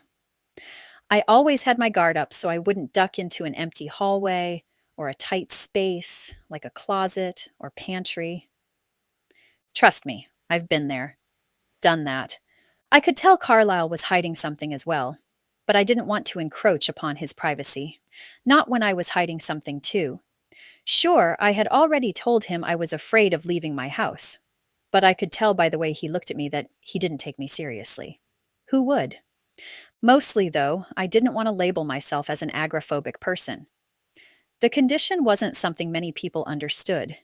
It wasn't the most common of anxiety disorders. For some reason, I didn't want Carlisle Smith to think of me as someone he had to treat with gloves. Everyone resorted to that default once they found out about my panic attacks and the medications I had to take. I was broken, and there was no fixing me. Normally, I don't care what others think of me. I really don't. But this time, it doesn't matter how much I say it. I can't shake the need for his approval. For once, I do care, and it's unnerving. Carlisle. He was beginning to become a friend. He was a part of my day I looked forward to. The small level of flirting we did here and there pulled at my lonely heartstrings. I loved teasing him and having him at my house without me having to leave. He came to me. He didn't push me to leave either, as if he was comfortable in my home like I was. I cared what he thought, and that bugged me. Friday night came, and the weekend loomed before me with 2 days where I wouldn't see Carlisle. I hadn't realized how lonely I really was in my routine-inspired life. Safe, true. But loneliness was fast becoming my second condition. I hated when Carlisle left at night, and I woke up early to wait for him to get there. One would think I would be able to just go to his place or meet him somewhere. So easy for so many people, but not me. I got to the doorway, and I froze. My muscles fighting against me, my instincts screaming at me not to do it. So I always slinked back into my home, terrified of dying alone. I pulled my knees to my chest on the couch and leaned my chin on my left knee. Flipping channels usually suggested I was bored. This was one of those instances where bored was putting it mildly. Harumphing at my silliness, I forced myself to settle on The Bachelor. I hated the show, but the premise was too perfect. One man had to pick one woman in rather quick succession, all while juggling the drama in the house. Maybe I should flip to the Hallmark Channel. They specialized in instant love, along with some of my favorites of mail-order bride stories. Maybe tonight, when I was already despondent, wasn't the night to pine for a man I would be perfectly matched to. I desperately wished I could just do the same thing. Use ClickandWed.com to find me a match. I snorted. No way would there be a match out there for me. I couldn't leave my house. I couldn't do much of anything. I was a brat, and I knew it. Everyone that came in contact with me knew it. I'd be divorced before the first week was over. But I couldn't help wishing I could find a match on the site. The idea was magical. All I had to do was sign up, get matched, get married, and that was it. My happy ever after would fall into place. Maybe my anxiety would disappear because I wouldn't have to deal with the stresses of being alone or dating. Everything negative in my life would be gone. I rolled to the side and wrapped my arms around the big body pillow I kept on the couch and sniffed back my tears. The Bachelor was handing out his roses, and I realized I would never have the chance at a happy ending. From the random spot I'd tossed my phone on the coffee table, it vibrated. Glancing at the clock on the wall, I scrunched my nose and sat up. 9:30 at night? Who called me ever, let alone so late? If it was one of those stupid telemarketers from the UK, I was going to lose it. Reaching for the phone, I glanced at the face, surprised to see Carlisle's name and number flashing. Cocking my head to the side, I answered, "Yeah?" Why was he calling so late? Hopefully he was okay. A small part of me just hoped he was calling because he'd missed me too. His warmly husky voice had a tinge of laughter to it. "Don't freak out. I'm at your door. I'm going to knock. I didn't want to knock so late and have you come after me with a gun." He laughed. The sound cut off as he hung up. My gaze flew to the door and I stared, as if maybe he was making it up. Not a full second passed and he rapped on my door. The rhythm was sharp and fast, much like my pulse. Maybe something had happened. Why else would he be there so late? But he was laughing. Maybe nothing had happened. Maybe he'd left something at my place. I jumped from the couch, looking around my living room for any messes I hadn't picked up since he'd left hours before. Moving to the door, I took a deep breath before unbolting the plethora of locks I'd had installed a long time ago. Their familiar slide and scrape and thunks were comforting. Carlisle stood on my porch with a thin jacket on while wind whipped at his thick brown hair. He pushed it off his forehead with his free hand while the other hung at his side, holding a large brown paper bag with the top folded over. Peeking from his fingers holding the bag, two personal-sized wooden spoons seemed more out of place than anything else in that moment. They weren't the big wooden spoons used for serving either. They were smaller, like disposable eating spoons. I was so transfixed on the spoons, I forgot what I was doing. "Is it okay if I come in?" He angled his head and looked inside. "Or do you have company or something?" Doubt shadowed the excitement in his eyes. Pushing the door open, I smiled, waving my hands down my form. "Does it look like I'm expecting company?" Hopefully, he wouldn't judge me in my yoga pants and baggy t-shirt. I'd hastily pulled my hair back into a top bun when I'd been eating dinner, and I hadn't bothered straightening it before sitting down to relax. He moved past me, heading toward the living room where he claimed a spot on the couch. My spot. I narrowed my eyes as I shut the door and relocked all of my deadbolts and sliding locks. Carlisle had some explaining to do before I'd be comfortable with him just taking my spot. I'm not sure if I was disgruntled or what, but I followed him, curious to see what he was up to. "What's on TV? Anything good?" Carlisle pulled his jacket off and draped it carefully over the back of the couch. He'd set the bag and spoons on the table and acted like they weren't there. Settling back on the cushions, Carlisle acted like he'd never left. "I love The Bachelor." "I didn't know you liked The Bachelor." "I'm hoping he picks Tiffany. She's such a sweetheart." I lowered myself to sit beside him, more curious than ever about what he was up to. He didn't even look at me as he watched the credits roll, but he handed me one of the wooden spoons. When the show was over, he turned to face me and smiled. "It's Bachelor Marathon weekend. Let's do this so we're ready for the next one to start." Carlisle ignored my silence and pulled out some white disposable pint dishes. He pointed at the tops of the three that he pulled out. Each one was marked with odd letters. "This is dark chocolate habanero. This one is sugar cookie vanilla. And this one right here is one I'm actually very excited to try. Sea salt caramel with waffle cone chunks. If you don't like any of these, I'll be eating the remainder." He delivered his monologue in such a serious way, I could almost imagine him as a stewardess on a plane. A very masculine stewardess. I laughed, reaching for the one closest to me. "You brought me panhandler ice cream. Thank you so much." The flavors did not sound good, but I didn't want to be rude by not trying them. Following his example, I popped open the top of the one nearest me. I think he'd said dark chocolate habanero. Spicy? My experience with spicy flavors weren't usually centered around adding them to sweet things. Habanero peppers were hot and should be in a salsa or something. Trying to hide my trepidation, I spooned a little bit of the dark ice cream to my mouth. The flavors exploded in my mouth, and I didn't even bother working it around my tongue. I just left it there as the bittersweetness of the chocolate and the chill of the ice cream faded and gave over to a slow burn from the habanero. I wanted more while at the same time worried it would be too hot for me. I swallowed, turning my gaze to Carlisle. Oh my word, this is amazing. Carlisle watched me expectantly. He smiled at my obvious enjoyment. Told you. I just knew you would love it. He didn't take long to gloat as he dug into the one he'd picked up. As if by mistake, I slowly relaxed into the couch beside him. He was distinctly male, and his cologne enhanced the experience. John, the bachelor, talked to one of the women, and I didn't care what he was saying. I just wanted the ice cream to continue to burn my mouth with the amazing flavor. Carlisle leaned over, nodding his head toward the television. Would you do a show like that? He glanced at the screen, then back at me as he took another bite. It's appealing. I like simple. He nodded, and I continued at his slight encouragement. I'm pretty proud of ClickandWed. I think it's exactly what people need. When Colin approached me to help her on it, I was a little leery at first. But the more I got into the project, the more I realized what a great premise it was.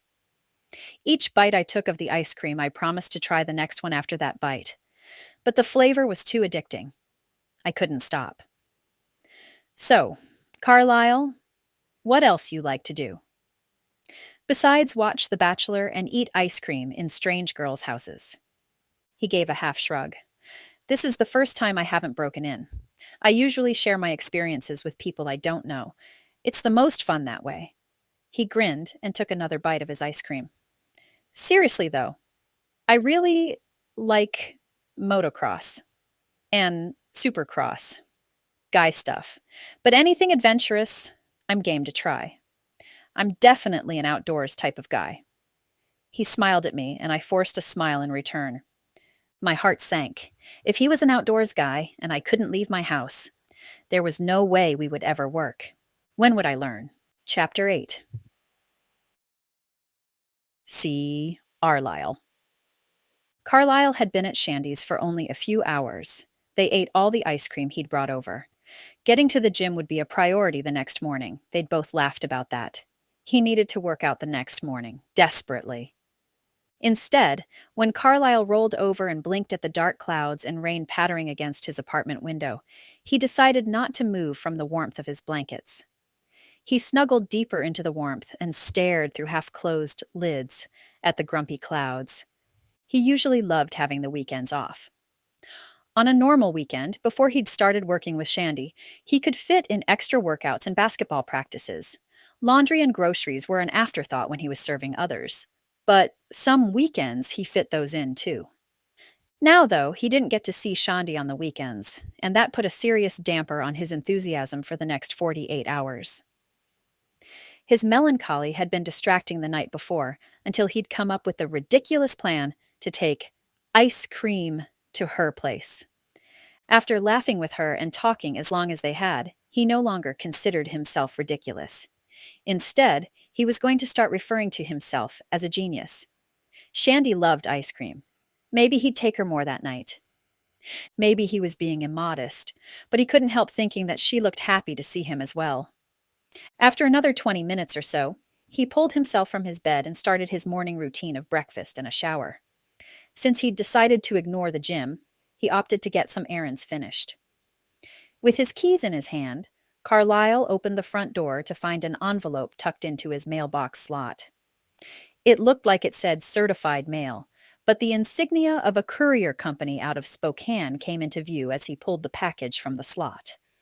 Looking around, he opened the envelope addressed to him. Slowly, as if he was dropped in some kind of viscous goop, he pulled out the contents. 2 tickets to the Supercross at the arena in Spokane. For that night. He'd been trying to get passes for months, but they sold out so fast he hadn't been able to. A small note inside the envelope had been typed up and taped to the tickets. Have fun. Thanks for the ice cream. Shandie? He had another reason to see her. 2 tickets. Carlisle plus Shandie equaled 2. 2 tickets. He couldn't think of anyone else he'd rather go with. Errands wouldn't be able to wait, but as soon as he finished, he would rush over to ask her to go with him. Things didn't feel so lonely anymore. Showing up at Shandie's house didn't take more than a few minutes after the store. Carlisle swallowed past the sudden nerves attacking his excitement. What if she wasn't there? What if she already had plans? After one last attack of insecurity, he pushed it down and shook his head. Shandie was always at her house. Hadn't she said something about being afraid to leave? She wouldn't have gone anywhere, even if her declaration had been on the dramatic side. It wasn't late at night, so he knocked on the front door without texting or calling. She answered, smiling shyly as she tucked a stray strand of hair behind her ear. "Carlisle, didn't you just leave?" Her smile morphed into a grin, and she welcomed him inside, careful to lock those obnoxious bolts behind him. He turned, holding out the tickets he pulled from his pocket. "Go with me. We can go to dinner first. There's a little hole in the wall down on 3rd Street I can take you to. We need to leave within the hour so we can get there on time, and still be able to eat." Would she say yes? Would he accept? No? Sherry looked at him quizzically, glancing from his face to the tickets in his hand. He wasn't sure why she wasn't answering him, but he rushed forward, his words tripping over each other, gratitude making him sound clumsy. "These are amazing. Thank you. I wanted to go to this for a while. If you don't have plans tonight, why don't you come with me?" Holding up her hands, Shandie shook her head. Her gaze darted around the room like she'd hidden her box of excuses somewhere, and she couldn't find it fast enough. "Oh no, I don't like dirt bikes. They're for you and—" She waved her hands in the air. "Whoever." Carlisle considered Shandie for a minute. Then he glanced at the tickets and then back at her. "I don't want to go with anyone else. Go with me." "Thank you, but I can't go." She offered him a smile filled with regret but determination. Carlisle was serious when he said he didn't want to go with anyone else. He held the tickets out to her in such a way she had to take them. He nodded tightly, moving toward the door. "Okay, thank you for the tickets. I really appreciate them, but I don't want to go." Shock dropped her jaw, and she half-stepped forward while reaching out to stop him. "No, you said you love racing. You talked for most of the night about how much you wanted to go. I bought the tickets for you. I made it happen. For you. Don't waste them." Carlisle turned back to her, his hand on the door. "I want you to go with me. I know you said you're afraid of leaving your house, but it can't be that bad. You go to the office. I'll be with you. It won't be that bad." He studied her face. He needed her to go with him. What was she afraid of? She clenched her jaw, looking at him, and then peering past his shoulder out the crack between the curtains as if arguing with herself. After a long moment of thought, she finally nodded tightly, her chest rising and falling rapidly. "Okay, I'll go." Had she given in too fast? Why hadn't she fought him more on it? He wasn't taking any chances and changed his course, pushing by her to claim a seat on the couch. "I'm not leaving. You might change your mind and disappear." "I can't have that." Shandie laughed, moving toward the stairs, sadness in the slump of her shoulders. She shook her head. "That's not going to happen." Her verbal assurances didn't matter. Carlisle wasn't going anywhere.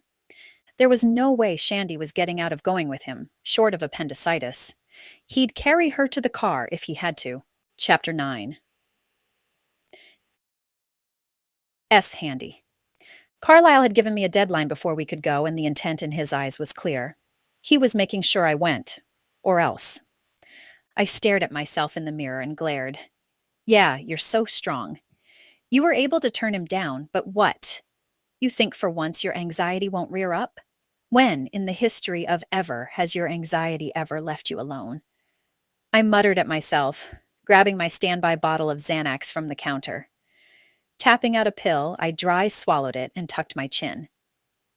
I can't believe I'd let him guilt me into going with him. It hadn't taken much guilt either. There in my house, and excited to see Carlisle again when it wasn't work-related, I felt stronger, more secure, like I could take on all the people of Spokane and not be even the slightest bit anxious. Relying on my pills was going to cost me. Not money, but in pride. I just knew it. Closing the bottle and putting it on the counter, I leaned forward to brace my hands on the edge of the sink. I hung my head, anxious for the Xanax to take over. My stubbornness kicked in well ahead of the medication, and I realized I couldn't back out. Not if I wanted Carlisle to like me. And somehow, since we'd started working together, I realized I did want him to like me. Very much.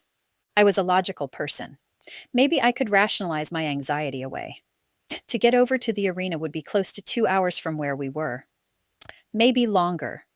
The drive in the car wouldn't be a big deal. I could handle that part. But he'd mentioned eating out, and Spokane was not known for its short lines on a Saturday. I'm pretty sure he hadn't meant a drive-through either when he'd mentioned dinner. I wished he had, but I had a feeling that's not what he had in mind. All of that paled, though, when we would end up at the arena during a sold-out event. The arena. I think the arena could fit thousands of people, if not tens of thousands of people. I saw pictures of a Garth Brooks concert there from the 90s. There were so many people crammed into that space. I'd started hyperventilating just from looking at the snapshot. Keeping the Xanax down without gagging was going to be hard while thinking of that many people crammed together in an arena. I pulled my hair down from my ponytail and got the brush wet as I tried to remove the wave in my hair from being pulled back. Once my hair was in place, I threw on a little makeup and trudged toward the closet. As I got closer to the closet doors, I snapped my fingers and spun back around. I forgot to take a Xanax. I went back into the bathroom, pulling on my shirt and buttoning up the front. Wait, did I already take one? I glanced at the bottle, but it was still in the same position that I always left it in. Maybe I hadn't taken one yet. Not taking one wasn't an option. I had to take one. My panic attacks weren't pretty, and Carlisle would already have to deal with my sullenness. I would struggle to keep a smile on my face and anxiety down as it was. Opening the bottle, I popped a Xanax. I leaned over the sink and held my cupped hand under the faucet and turned on the sink. I sipped the water, then widened my eyes as I stood up and met my own gaze in the mirror. I'd already taken a pill. I'd swallowed it without water. It's okay. One is always good. Two can only be better, right? Two wouldn't hurt me. I had to have faith. Everything was going to be okay. Deep down, though, I wasn't sure. Great. One more thing that would add to my anxiety for the night. I bit my lip and went back into the closet. Pants. I needed to put on some jeans. It wouldn't be warm in the off-season event. I'd looked and looked for tickets and finally found them available on a forum where the commenters didn't think it was funny to have an event like that in the fall. I got some fairly cheap considering the suggested retail price. People who couldn't handle special events in any weather should probably go home to their warmer climes. Snorting at my own joke, I dug through my closet and pulled out one of my favorite pairs of jeans. They were faded in the front and had zeros, and ones embroidered into the hem along the bottom. Zeros and ones made up the binary code for computers. Honestly, I lived computers, and I couldn't help but grab the jeans when I'd found them online. I loved that they had fit perfectly, and I'd always wished I had somewhere to wear them. I pulled them on, a little upset that I wouldn't be able to enjoy wearing them. Sitting on my bed for a minute, I tucked my hands under my thighs and rocked back and forth. I blinked at my slowly blurring vision. Was it a panic attack? I couldn't remember what I'd done to get ready. My entire routine was off. Had I forgotten to brush my teeth? I pushed off the bed and went into the bathroom. Reaching for my toothbrush, I blinked at the Xanax bottle staring at me. The last time I'd taken a Xanax to go to the office, I hadn't felt the dose was enough. Maybe I would need an extra one, just in case. But I honestly couldn't remember how many I'd taken by then. I was sure of at least one. Could you overdose on Xanax? I wasn't sure. My stomach clenched. I couldn't go out there without some meds on board. I needed enough to be strong. I was so nervous. I unscrewed the lid and popped a little pill into my mouth. I screwed the lid back on the bottle and placed the container in the medicine cabinet. The pill wouldn't dissolve, and I blinked as I sipped from my cupped hand under the sink.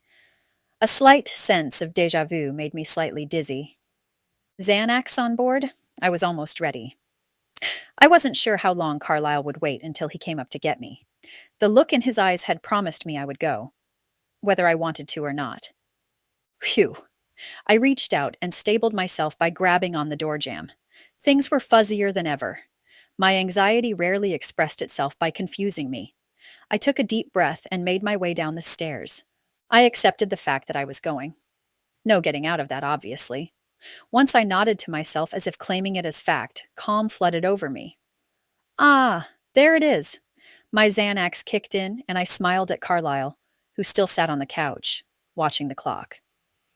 Narrowing my eyes, I spoke. Okay, I'm ready to goat. Did that sound right? Something sounded off in my voice. Did I have a frog in it? A frog in my voice? I snickered and then ignored the glance Carlisle shot my way. Grabbing a light jacket, I stood at the door and waited while Carlisle walked out ahead of me. Normally, my anxiety would rise and overwhelm me, taking my breath away and sending my heart into hyperdrive. I stood there for a minute, waiting. But nothing showed up. Instead, I could almost see a blurry motion as I moved my hand in front of my face. How many Xanax had I taken? My reasoning was starting to get hazy, and I actually was enjoying the fact that I wasn't nervous. I mean, I wasn't nervous at all. I wasn't anything. I had no feelings about anything. I closed the door behind me, not even bothering to lock all the locks. I followed Carlisle to the car, slightly skipping, but I think I stumbled and fell against a decorative rock set up at the end of the walkway. In the car, I think we spoke about things, but it's all really a big blur. His voice was echoey, and mine had a hollow sound to it. Even if I wanted to, I couldn't name the restaurant we went to. All I remember was the darkness, and I think I ate. But again, everything was covered in a hazy film. I do remember declining the alcohol that he or the waiter offered me. I also remember trying to pay for dinner. I pulled my purse onto the table and unzipped the large pocket. I couldn't remember why I was in there, but then I remembered that I wanted to pay. I had paid for the tickets, so I should pay for dinner. It made sense to me. Digging through the voluminous bag, I couldn't find my purse. It wasn't in any of the pockets. With my hand on either side of the straps, I searched the depths of the bag. I finally looked up at Carlisle. I can't find my purse. I looked back down into my bag and rummaged around inside. Carlisle's laughter brought my gaze back up. He tapped the top of my purse in my hands. You're holding your purse. Are you okay? I couldn't pinpoint the concern in his eyes. Was I okay? Why? Wasn't I acting like I was okay? I felt fine. Oh, yeah, how silly. I wasn't even embarrassed. I wasn't anxious about it or anything. I just suddenly recognized that it was my purse. I sat next to Carlisle as we drove the short distance to the arena. All the cars didn't do anything to me. We took forever to find a parking spot, and then walked further than I've ever walked in public to get to the line where people were streaming to get into the arena. Nothing. I wasn't anxious at all. I stared around at the bright lights that turned the parking lot and event arena into midday. Men and women dodged around me, more than I could ever possibly count. I giggled as I walked alongside him. I might have reached out and taken his hand, but the lights distracted me fairly easily, and I kept blinking at their starbursting displays. We showed our tickets at the doors and climbed the cement steps to our seats. Folding my arms, I watched him. He leaned forward, watching the bikes as they revved through warm-ups. I'm not sure how long I sat there surrounded by blurry people and streaky lights, but slowly, little things came into focus. The man in front of us had a plate of nachos, and the cheese looked like it was melted plastic. The woman behind me wore a thick layer of perfume that didn't cover her unwashed odor. Every little movement on her part sent the cloud of foulness my way. The longer I sat there, the more in focus my surroundings became. I could feel my body again, and it was screaming at me to run. My mouth dried up, and my tongue didn't want to work. Trying to force a swallow as I blinked, I shook my head slowly. The different shapes of individual people came into focus. A tightening in my stomach warned me that things weren't as loose as they had been earlier. Something was happening, and it wasn't making me feel very good inside. As things became clearer and everything around me got louder, I shot my gaze around me while panic welled up inside me. Carlisle's cheering and clapping became more enhanced. I could suddenly feel the pulsation from the crowd as they cheered and clapped. The revving of the dirt bikes as they flew over the dirt track warred with the screechy voice of the announcer who said something about a popular soda. My panic mounted, the rise constant instead of an ebb and flow I was used to. I reached out and gripped Carlisle's forearm. He turned to face me, his eyes questioning. I grimaced, certain I was going to throw up. I think you need to go. Chapter 10. C. Carlisle. Shandie's hand on Carlisle's forearm startled him. Her ice-cold fingers shook. She'd been mostly quiet for the duration of the evening, giggling at the weirdest times and mumbling her sentences. She didn't seem that on, and based on the fact that she said she hated leaving her house, he had expected more of the tense Shandie he knew from the office. He'd steeled himself in preparation for her grumpy side. The loose-lipped, drunken version of herself he hadn't been prepared for. The weird thing? She hadn't even had any alcohol. She whispered something about having to go. Carlisle studied her, unsure that he'd heard her right. She barely spoke, and her lips hadn't really moved. Her eyes were wide and bloodshot, and her skin was sickly pale. Was she sick? After another moment, she screamed, "I need to leave now." She stood, pushing her way past Carlisle and the rest of the people in their row. Suddenly she was gone, sprinting down the stairs as if the dirt bikers themselves chased after her. Carlisle wasn't mad as he gathered their things. Concern pushed him to push his way through the row as well. He excused himself, ignoring the grumbles as he followed Shandie. Was she okay? He followed her down the stairs, but didn't see her as he reached the lower level and headed toward the door they'd come in. Hopefully, she'd gone to the car. Carlisle lengthened his stride as he picked up his pace. Once he got outside, he could see Shandie running the distance to where they'd parked. He followed her, reaching her moments after she disappeared from the open parking lane. He found her bouncing on the balls of her feet, looking wild-eyed around her as she clutched the passenger side door handle.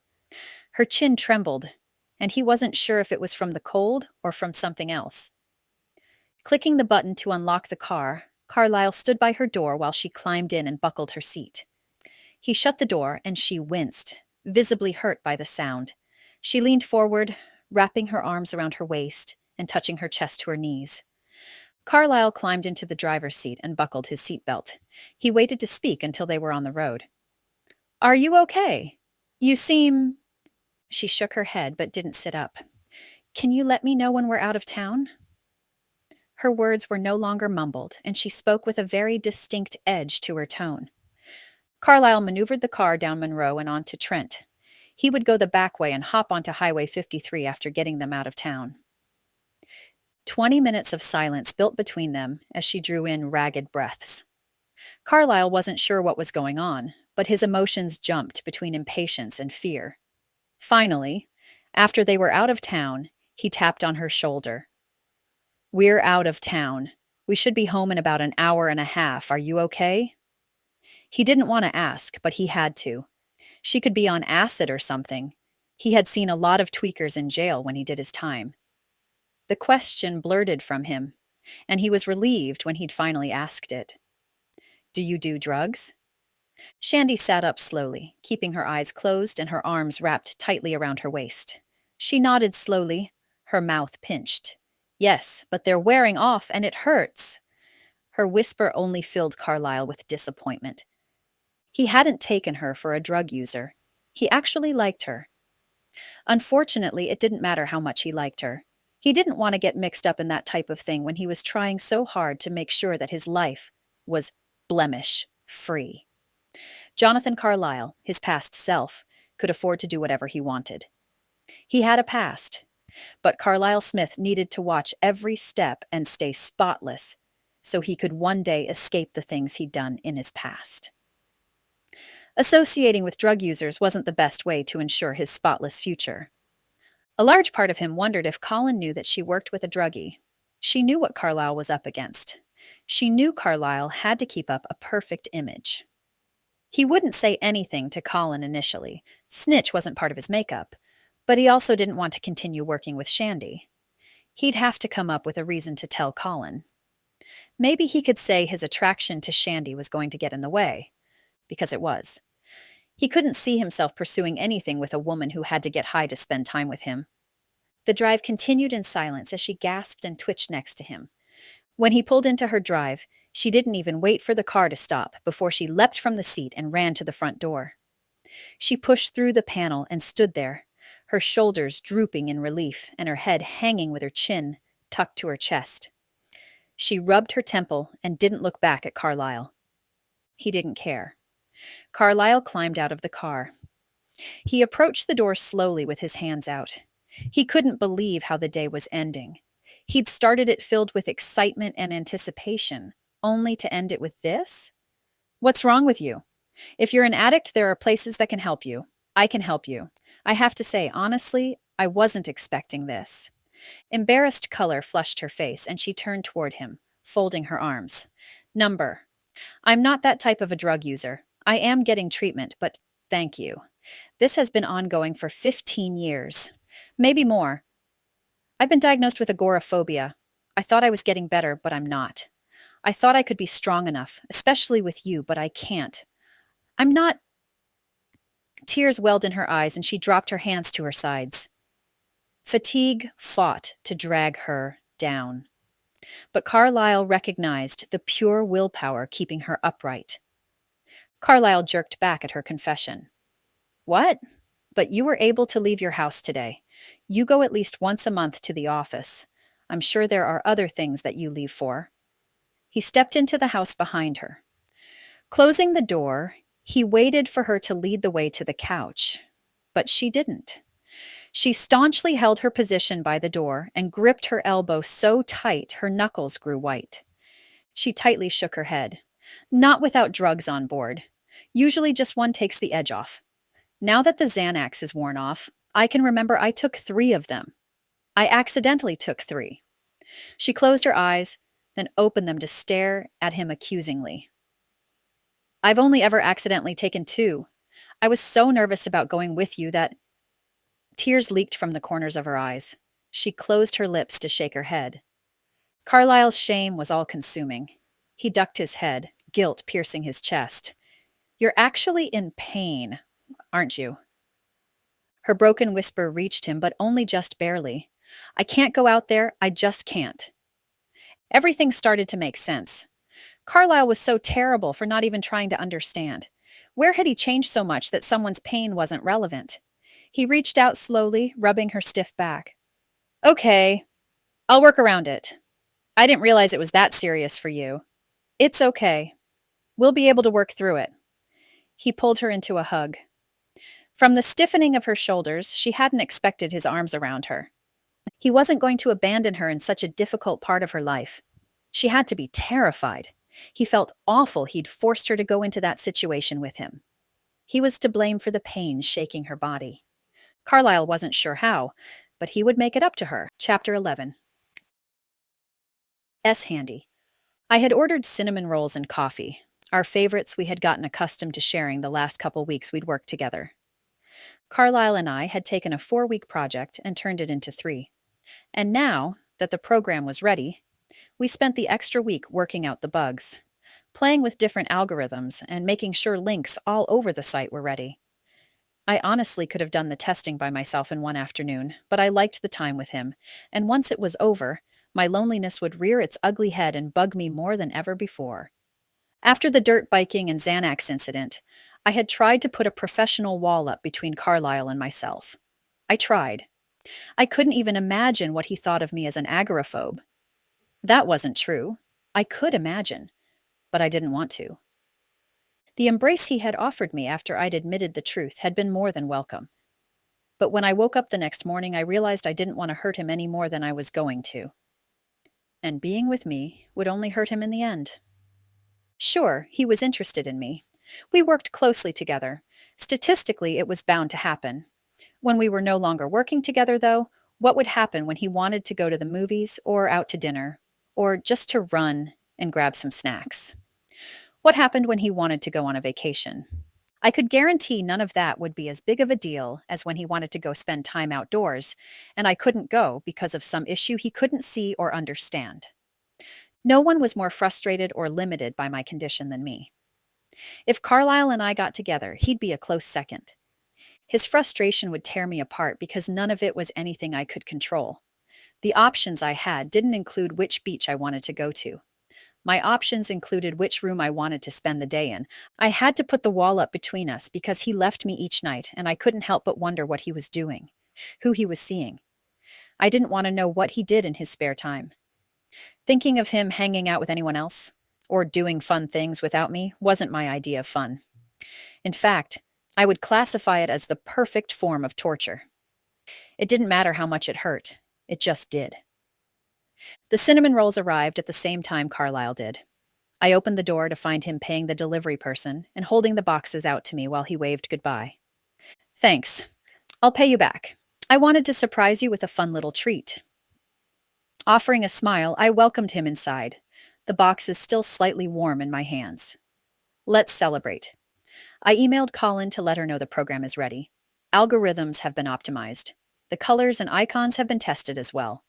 I'm not sure I love the layout, but it's testing good with users, so for now, we'll leave it. I think we're ready. Carlisle followed me inside, and his silence confused me.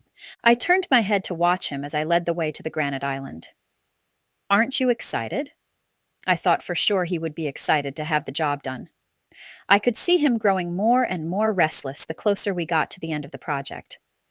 I just wanted to finish, if for no other reason than to alleviate his stress. I claimed a seat at the counter and waited for him to join me.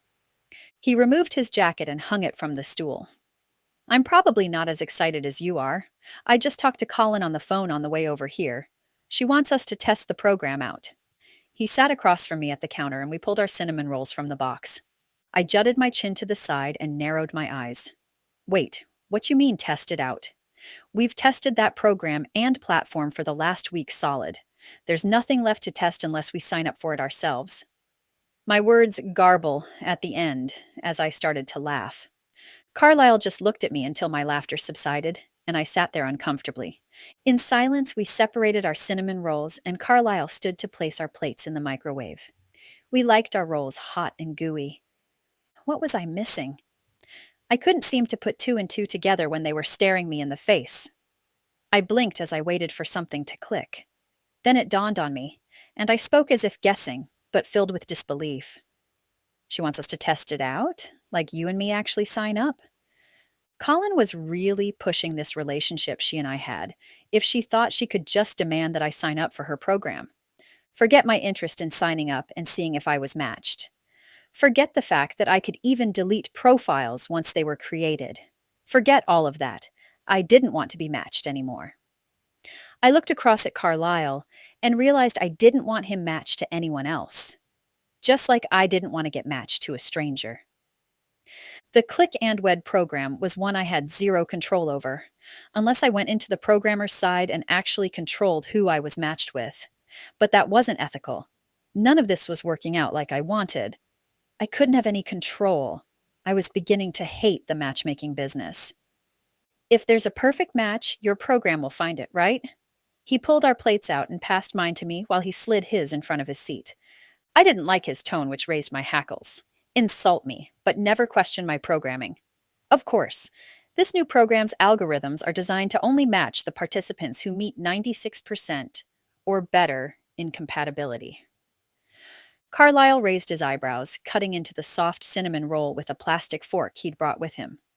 Wow, those are pretty high margins. My confidence had to be contagious. It rolled off me in waves. I knew my program was amazing. We'd tested it to the smallest tweak, and there were no issues at that point with functionality. Right. We can do this.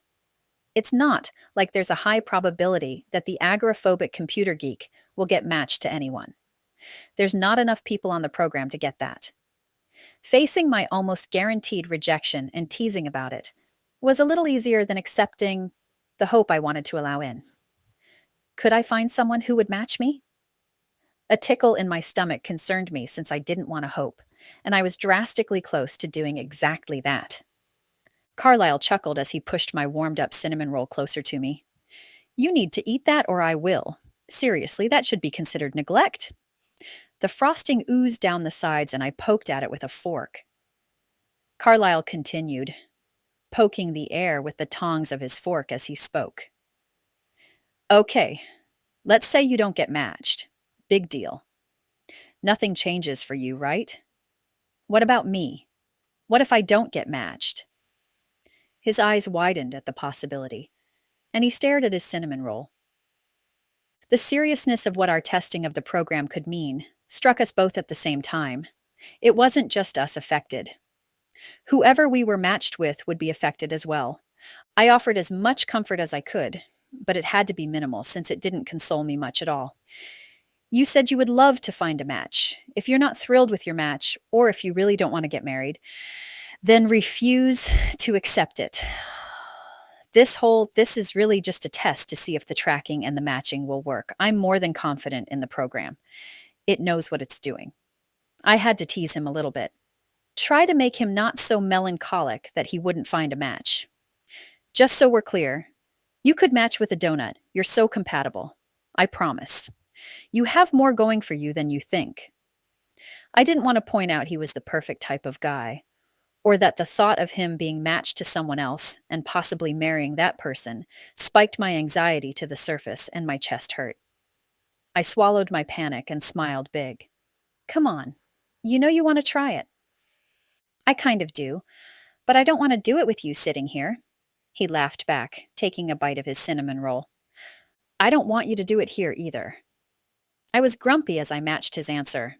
Let's do this. Why don't you go home and take the rest of the day off? We deserve it, right?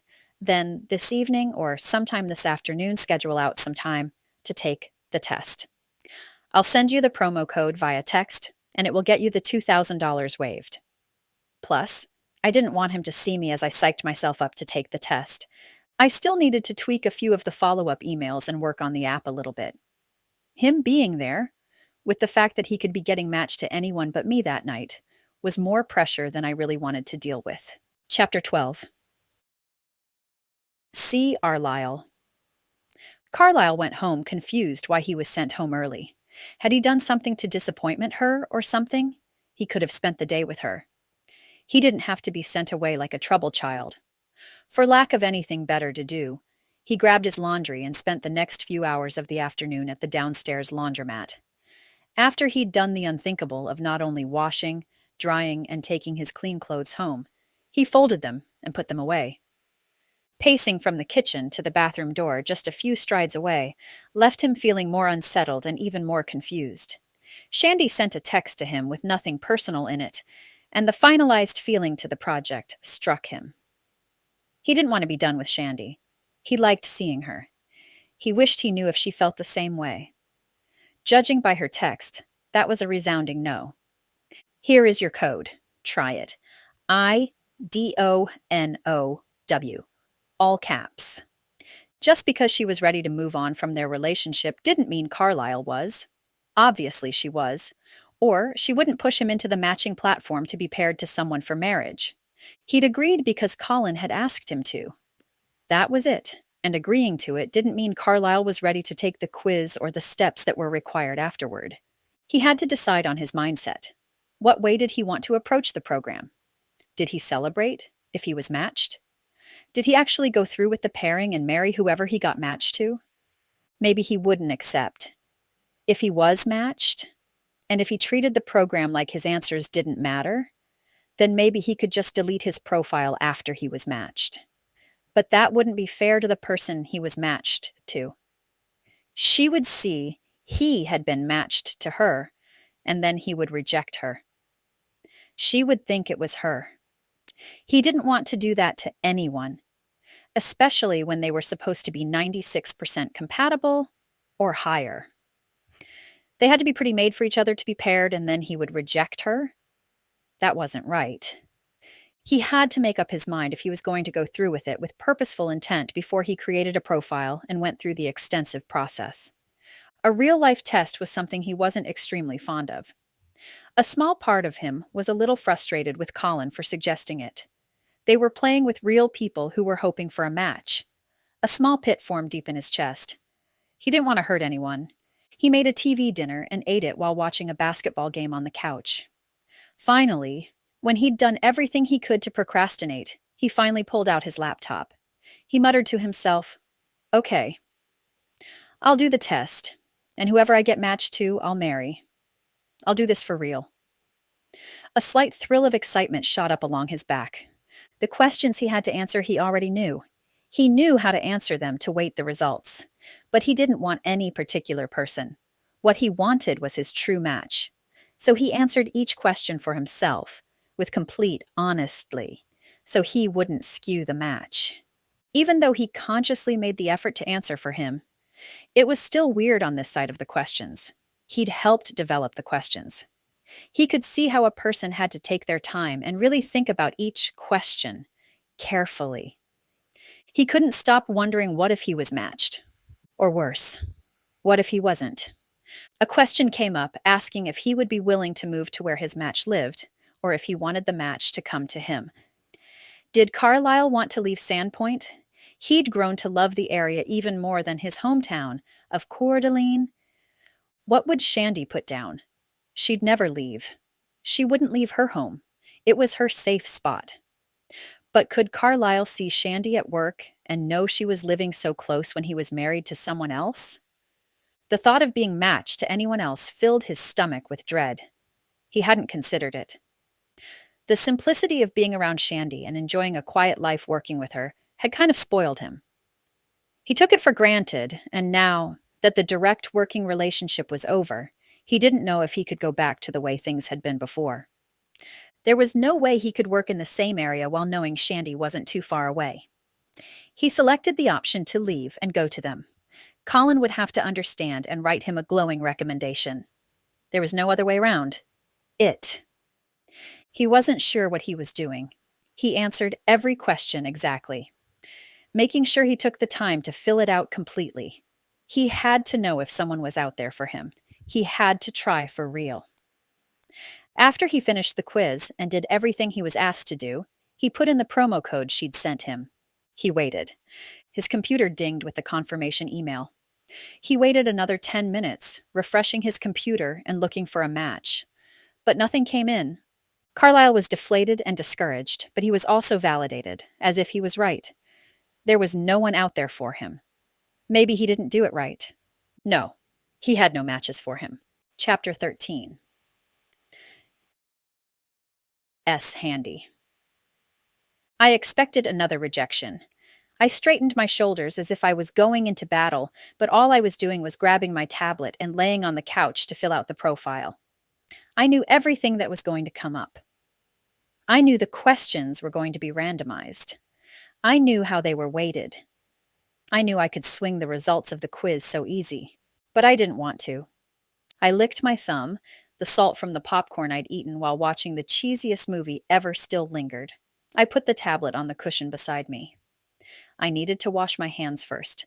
I acknowledged the fact that I was procrastinating, but that didn't stop me. I was nervous as all get out to do the test and find out I was right and I wouldn't be matched.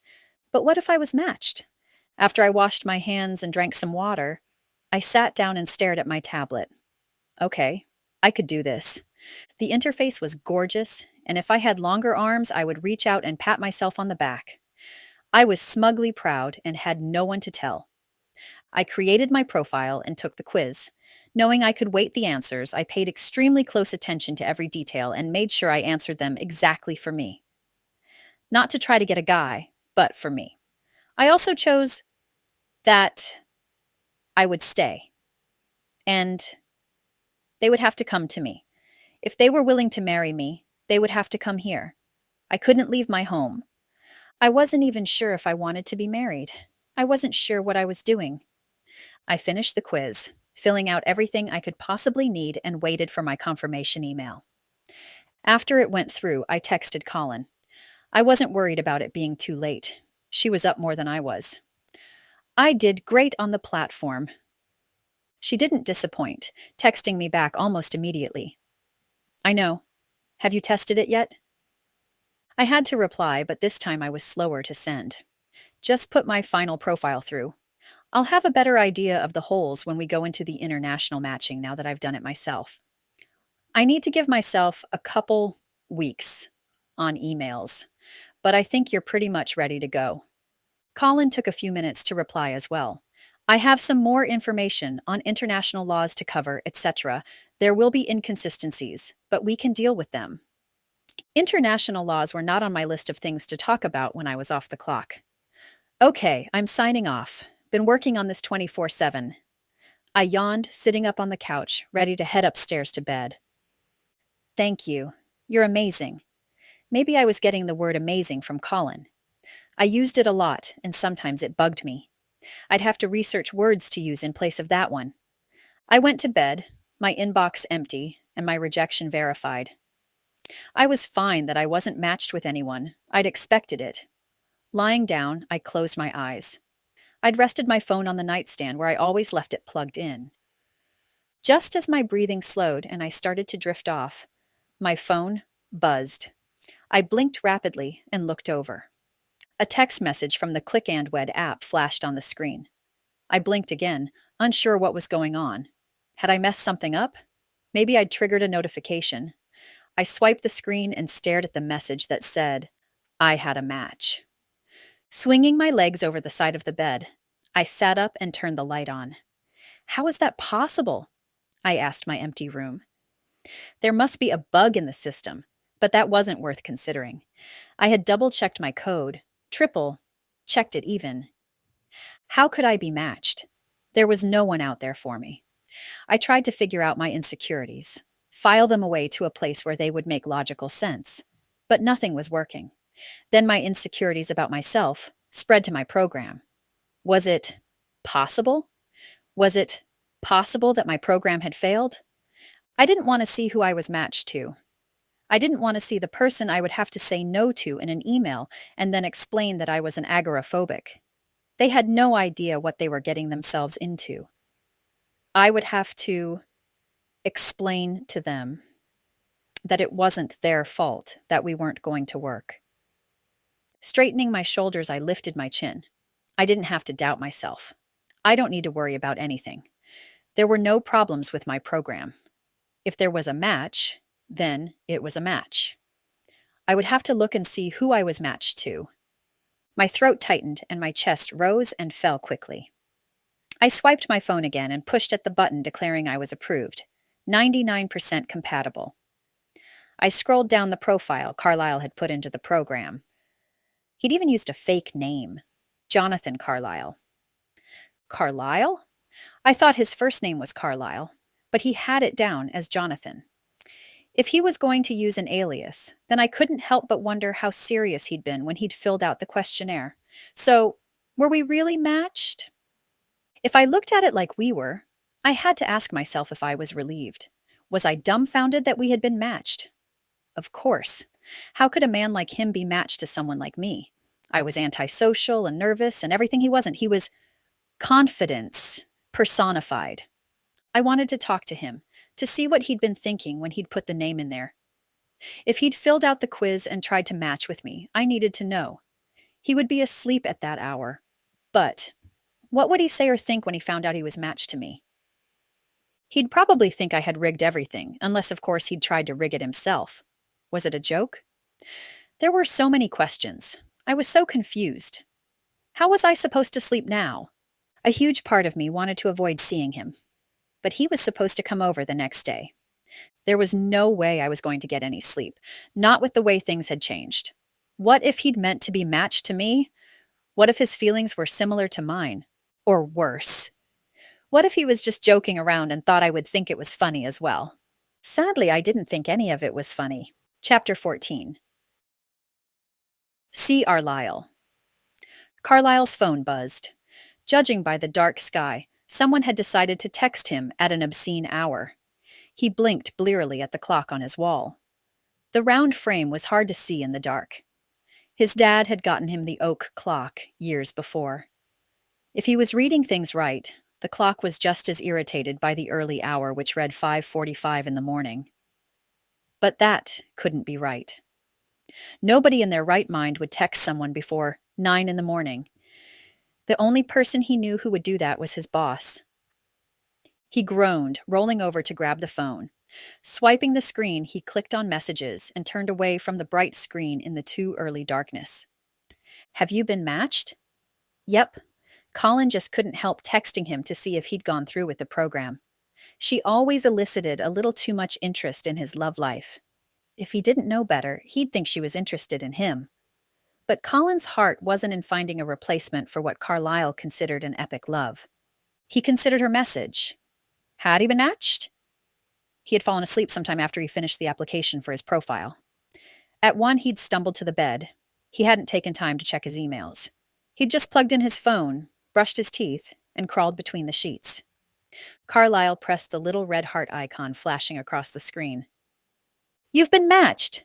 He'd been matched. Been matched to who? That fast. Carlisle suddenly realized that he didn't want to be matched. He didn't want to be married. Not to a stranger. He suddenly wondered if maybe Shandie had been matched as well. They would be matched to people on opposite sides of the world, and he'd probably never see her again.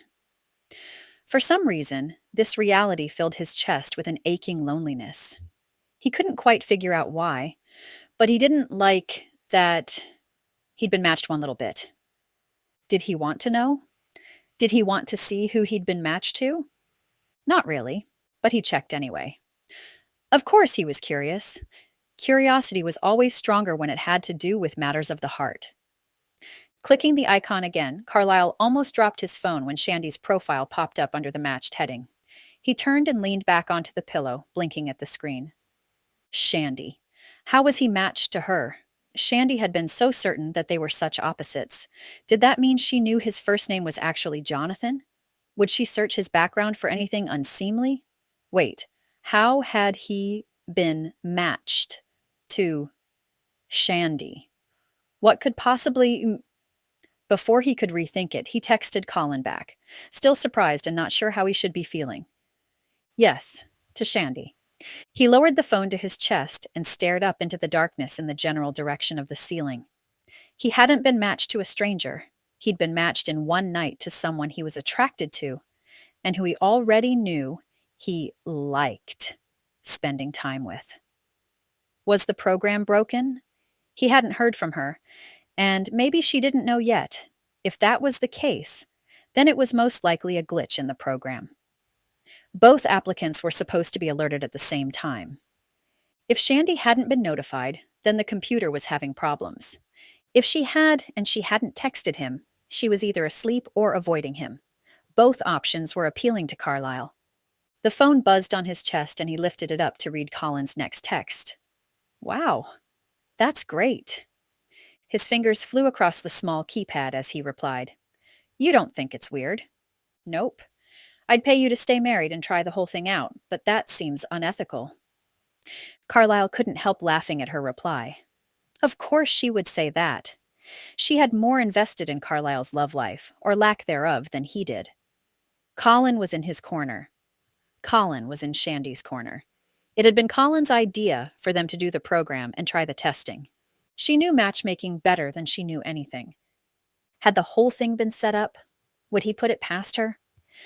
Carlisle wouldn't put it past Colin, but he also wouldn't look a gift horse in the mouth. She was fast becoming the most renowned matchmaker he'd ever heard of, and the fact that she had encouraged this specific match, based on personal knowledge, was more encouraging than if he'd been matched through a computer. He needed to talk to Shandie. Did she want to talk to him? They hadn't agreed on what time he would be showing up again. They hadn't even talked about him returning.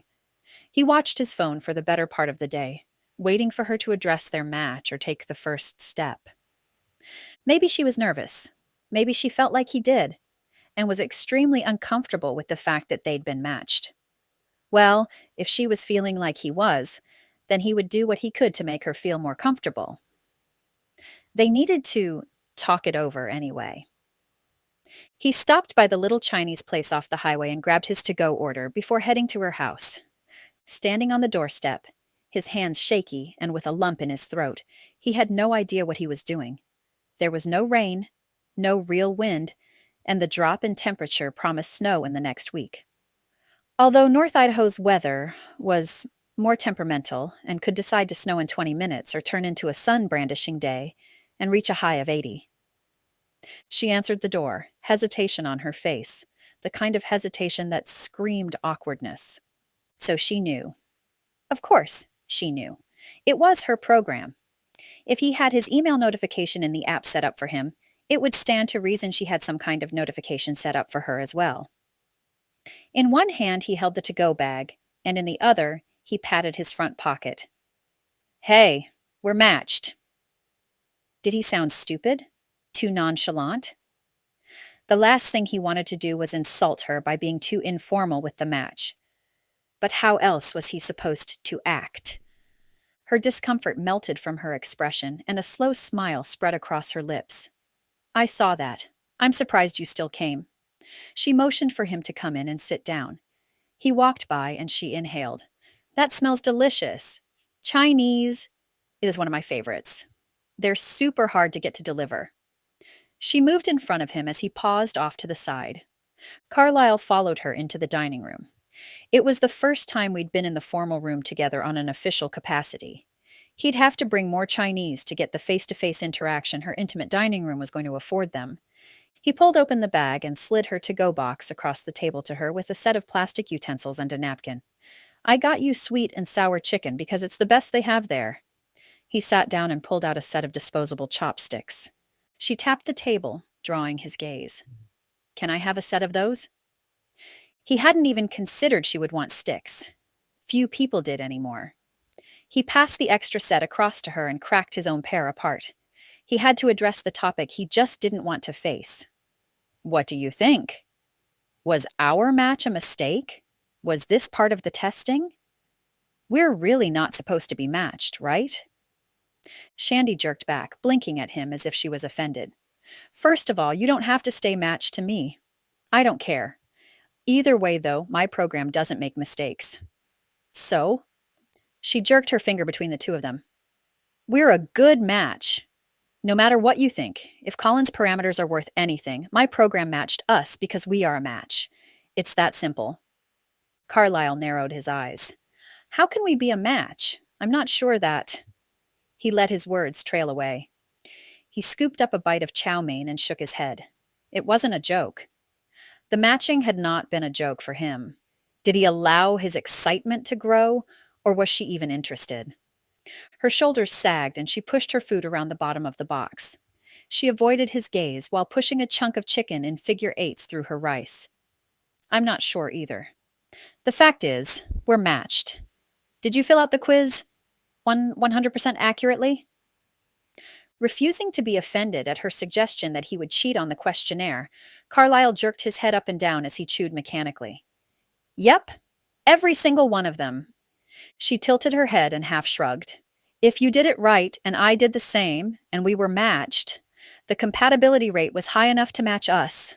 My program matched us. It's not a joke. I'm taking this very seriously. What do you want to do? Do you just want to leave it? Carlisle glanced up, meeting the challenge in her gaze. He wasn't sure what he wanted to do. He'd been more than relieved when he'd found out he'd been matched to her, and all ideas or thoughts of quitting had vanished from his mind. That didn't mean he wasn't nervous that the program had been wrong. It seemed too coincidental that they had been matched when they worked together on the program. What if they'd answered the questions on a subconscious level with their answers leaning toward each other? Did he just want to leave it? Not pursue it? What if she didn't? I'm not sure. He pinched a morsel of sweet and sour ribs. They fell into an awkward silence, laced with a twinge of comfort. He would rather sit there, in discomfort, than anywhere else. If we tried being matched like truly matched, I would want to try it. Like honestly, give it a shot. What do you think? He lifted his gaze to hers and watched her as she chewed thoughtfully. She twisted her lips to the side and wiped her mouth with a napkin. If we did it, Colin could use our story for a great testimony for the company. Carlisle put his chopsticks on the table. He sat back, hands flat on the tops of his thighs. I don't want to get married for a marketing plan. I can't do that. She scoffed, chewing a large mouthful of rice and sauce. She wiped at her mouth and swallowed. Pointing her chopsticks his direction, she arched an eyebrow. Then why get married? Crossing his arms, Carlisle considered her. I can't think of a lot of reasons to get married. A marketing plan isn't one of them. Ignoring the obvious answer of love, let's look at what you said. You said you'd probably get married if the program matched you. Well, the program matched you. To me. It was his turn to push his food around the plate. I'm a little insulted that you think I wouldn't answer honestly. I want to find someone who isn't judgmental, and you want to be matched to someone who understands your situation. Yeah, but she shook her head and pressed her lips together. I didn't mean you wouldn't be honest. I just thought that maybe you wouldn't want to have your profile really matched. So maybe you had filled it out and tried to get matched to me. She sighed. Like maybe you were hoping we wouldn't be matched. He understood where she was coming from, but that didn't mean he agreed with her. We have an advantage over these other couples. We know each other. At least we're not going into this blind. We can always take it out after 6 months with no hard feelings. We can sort it out together. If we did this, if we really tried it, I could see us at least learning something. Shandie lifted her gaze to his, and they eyed each other over their food. As if already linked, they nodded together. Without dropping their gazes, they pulled out their phones. For a split second, they glanced at their phones and accepted the match. They grinned as their phones dinged with the acceptance emails. Things were going to change, and Carlisle hoped for the better. Chapter 15. Shandie. Carlisle had asked what if, and I hadn't had an answer except to accept the match. Deep down I was excited. We'd grown to be friends, and a large part of my anxiety disappeared since my control wasn't in question. I knew Carlisle, and he understood my situation. Sounded like a great match to me. Plus, with my program in question, I had to put up or shut up. If I didn't go through with the match, would I be saying no to my program? Would I be showing I had no confidence in my design? I'd been matched to Carlisle. We were matched well, and I would bet my life on it. Would I still able to think about my program and the matches as if they were 100% right? If Carlisle and I weren't really a match? Could I question my match to Carlisle without questioning my program? I didn't think I could separate the two. Not at that point. Plus, there had to be more terrifying things than marriage to Carlisle with his deep eyes and engaging smile. Of course, there was anxiety swirling around in my chest, coaxing with simple fear at the thought of being alone for the rest of my life. That was the biggest thing. Fear of being alone. I couldn't help but think that if we tried, even if we were the perfect match, he would get sick of my anxiety. What if I let him in and he left me because of no fault of my own? I couldn't control my anxiety. I tried. I didn't want to live like this, but it was the only way to live. What if I fell for Carlisle? I'd never been in love. I've never been in love to the point where I was willing to let someone in, and I wasn't even sure I could do that.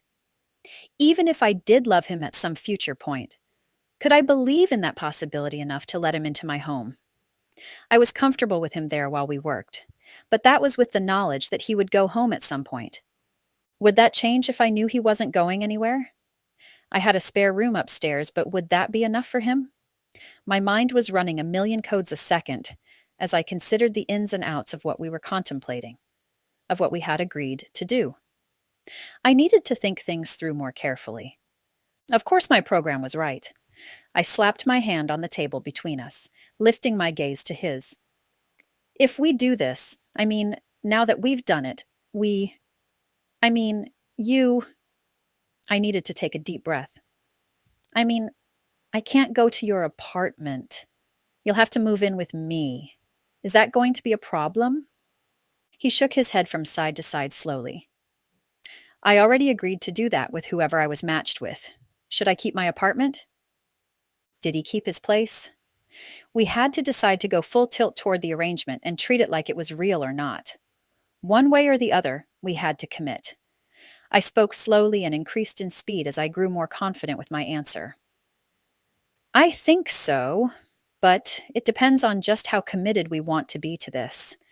You'll need to get rid of it, just like you were moving across the country.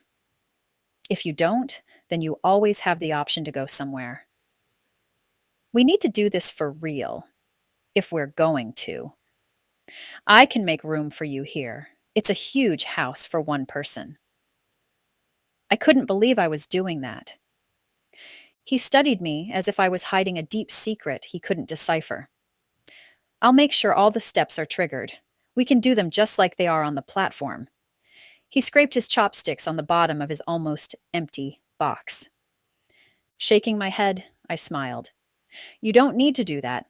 I made some changes in the algorithm so it would automatically send the instructions and trigger the tasks. You can continue with your job and not be bothered by this part anymore. I finished eating and watched the way he crumpled the napkin in his hands. We took care of our garbage while we both considered our new situation. We had just gone from co-workers to fiancés, and no one had gotten down on one knee. I followed him to the front door and held it open while he walked down the path. He didn't say goodbye, just walked quietly to the door of his car. Before I could close the door or wonder what had happened, he stopped and walked deliberately back to the door. Placing a hand above my head on the door, Carlisle leaned toward me, his breath faintly sweet from the pineapple sweet and sour sauce. For what it's worth, I'm your match. I'm looking forward to this. He stared at my lips and then back up into my eyes, getting closer while watching for my reaction. I didn't want to wait anymore. I lifted my hands and rested them softly on his chest, looking up into his eyes. Gently, our lips touched with comfort and reassurances, and a hint of heat to come. He smiled when we parted, side grinning as he waved and went to the car. Closing the door, I couldn't smother my smile. The faint sound of the car engine reached me. I pressed my back against the panel, sliding down the door and leaning my elbows on my knees. I was getting married. My parents were nowhere around, and the man was supposed to be my perfect match, and he made me slightly breathless. What had I gotten myself into? Chapter 16. See Carlisle. According to the email timeline Shandie had set up, Carlisle was supposed to move into Shandie's place the following week. The day barreled toward him as he realized he had very little time to pack and get his lease taken care of. He sat on the edge of his bed one afternoon, staring at the blank wall of his apartment. He was getting married. He hadn't told his parents yet, because they had most likely given up on the fact that he might never find someone. Ever since the assault charges, he'd all but given up on love, backing off on dating and any other form of relationship with women that required trust. Carlisle professed he would never find anyone, because there was no one worth trusting. With Shandie working beside him, he couldn't believe it had taken a computer program to put them together. The next couple weeks were supposed to be surprisingly clear with regards to the weather. Idaho seasons were confusing, and sometimes Carlisle figured that Mother Nature had the worst kind of mood swings. Move-in day came fast with a vengeance. As he took his meager belongings into her home, he realized he wanted to celebrate their wedding, even though there was a decided lack of fancy ceremonies or expressive vows set at an altar. They deserved something momentous to celebrate that, despite all the odds, they'd been matched. Carlisle put his last box just inside their front door.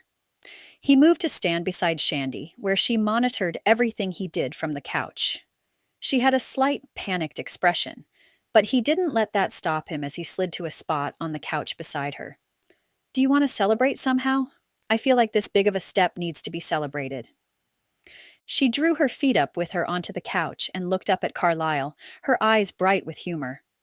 What do you want to do? She cocked an eyebrow and waited for him to get the joke. He thought about it for a second, not giving in to her teasing about what they would do. He couldn't come up with anything outside of the house. In response, he'd have to come up with something indoors with the temperatures as crisp as they were outside. I'm not sure. I know we can come up with something. While we think about it, can I get a tour of the house? She hopped up as if she were filled with nervous energy. Bending at the waist, she fluffed the pillow she'd smashed on the couch and rearranged a few other sitting pillows. She straightened and smiled, her gaze flitting around him and not really landing anywhere specific. Of course, this way. Carlisle followed Shandie through the living room in the opposite direction from the kitchen. She had a greenhouse-style room that was hidden from the driveway and road by the camouflage of large trees and thick bushes. The glass walls and ceiling created a cozy conservatory with wicker furniture throughout the bright room. Shandie motioned toward the window seats and smiled fondly. "This is my mom's favorite room. This is the only room I'm not able to change." But it didn't sound like she was put out by the simple restriction. "Why would you? This room suits you." For some reason, nothing was surprising him. The home suited Shandie. She moved around my house like she'd been there her whole life. "Did you grow up here?" "Yeah, I've had anxiety issues most of my life." She turned, and he followed her up the stairs that led up from the back of the glass room. He hadn't realized there was so much more to the house than just the lower level and the small stairs off the kitchen. As they moved upstairs into a well-lit and open layout, Carlisle gave a low whistle. "You have your own gym?" The oversized room he walked into could have passed for a professional gym. A treadmill, an elliptical machine, a stationary bike, machines, and weights furnished the room. Even mirrors ran along the wall above floor mats spread around in an orderly fashion. Living there, Carlisle could cancel his gym membership. Would he want to, though? He and Shandie still needed to talk about how they were going to deal with her agoraphobia. He was a social person, and he loved to serve. He still wanted to work at the soup kitchen and help with the basketball teams for the youth he had taken on.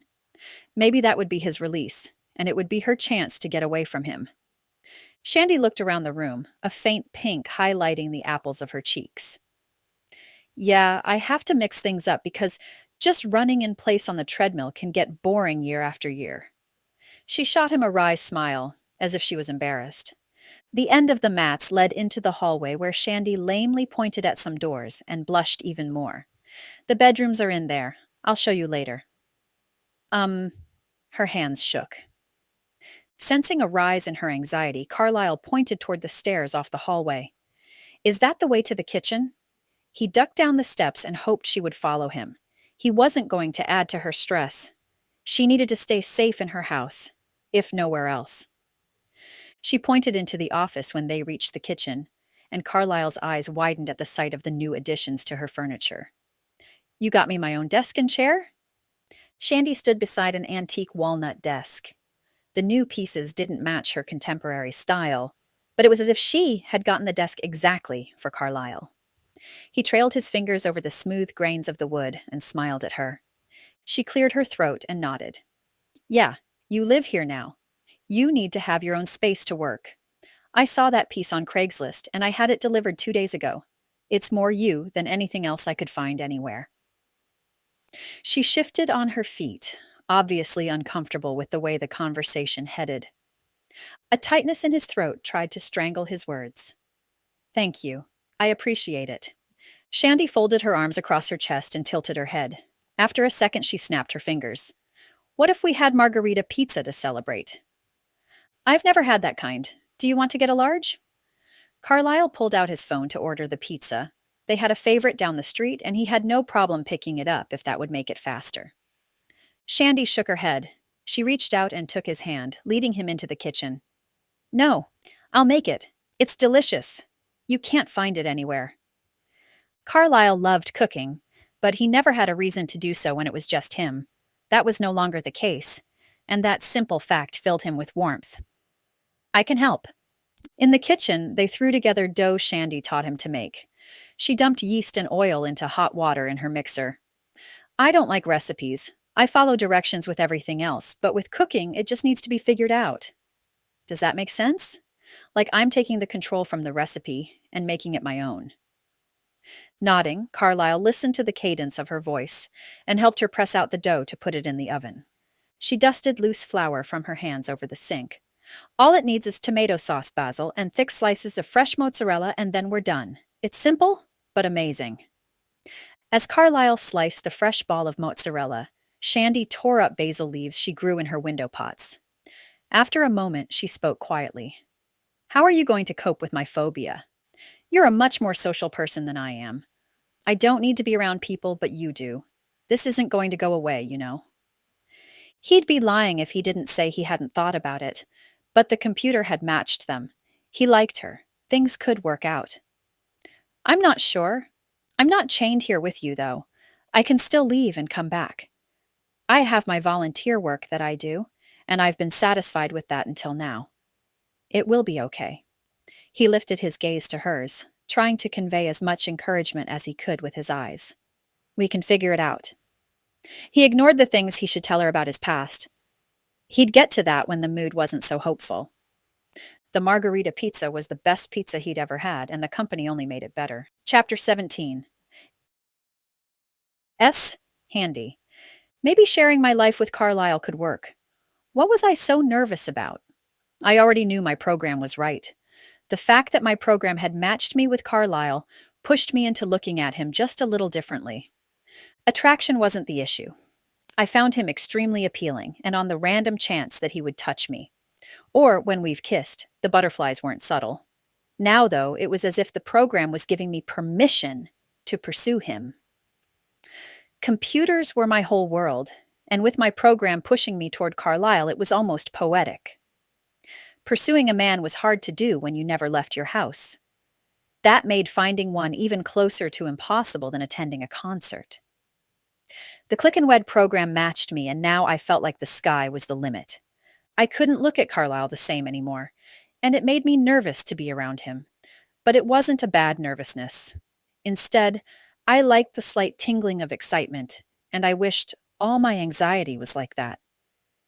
The afternoon following move-in day, Carlisle needed to go to the store. He stood at the front door with his keys in his hands and a jacket covering the breadth of his shoulders. He smiled at me from my position on the couch. "Do you want to go with me?" I shook my head, wrinkling my nose. The butterflies in my stomach fluttered up a storm, but this time it was a combination of excitement and fear. I was serious when I said I can't go. He moved toward me to sit on the armrest of the couch. "What you think you're afraid of?" Carlisle didn't look at me with judgment in his eyes. He actually looked like he was curious. Standing up from the couch, I walked over to stand beside them. "I'm not sure. I think it's mostly people. My therapist once said that standard agoraphobia tends to circle around the inability to control a situation. But I'm fine, like on a boat, or in the car for the most part. I think mine stems from the fact that I can't control other people and their actions. You don't know who is after you, or who wants to take advantage of you. Usually gatherings of more than one or two people besides myself demolishes my comfort level. If I know in advance, it's even worse." He quirked his head to the side. "So just people do it for you?" If only it were that simple. But for the most part, I think that simplified it enough to help him understand. If I didn't have to see people, I think I would be fine. I turned and looked out the window facing my backyard. My own yard is fine. I have that high security fence that protects me from people. I usually can get in and out of a car if I can't see people driving. Going inside stores or even just walking on the sidewalk up to the office freaks me out, thinking of what could happen. The trust issue is what can happen. What can they do to me or to people around me? I don't know, and that terrifies me. I lifted my hand and ticked off on my fingers.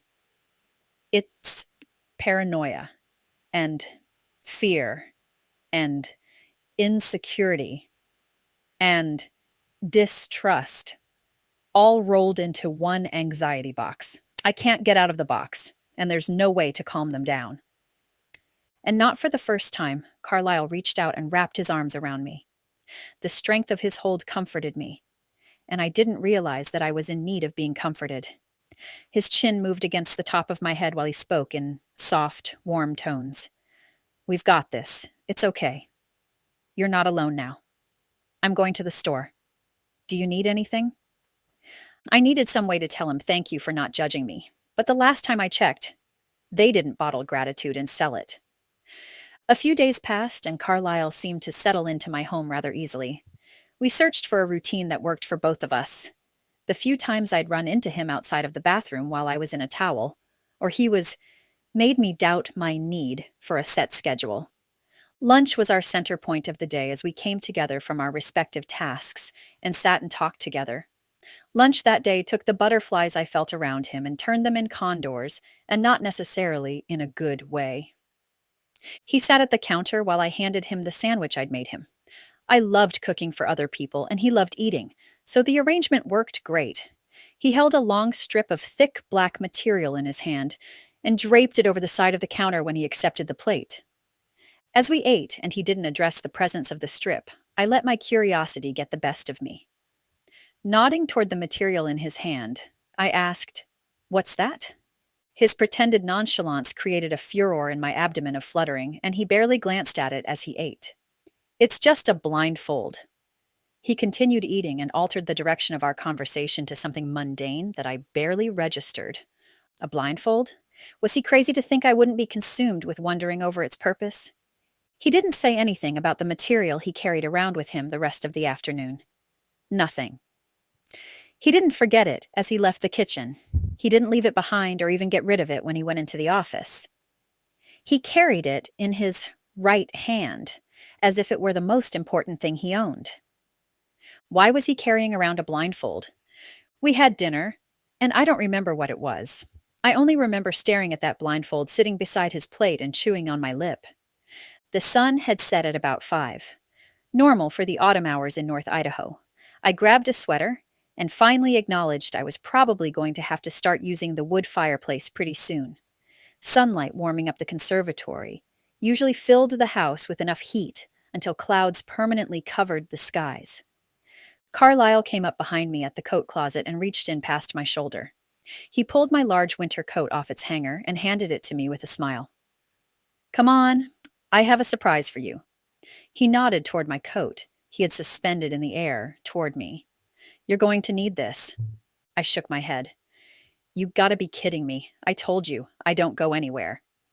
I stared at the coat, and then he turned me around and put the sleeves on my arms anyway. He had heard me tell him I was an agoraphobe. We'd even talked about it multiple times.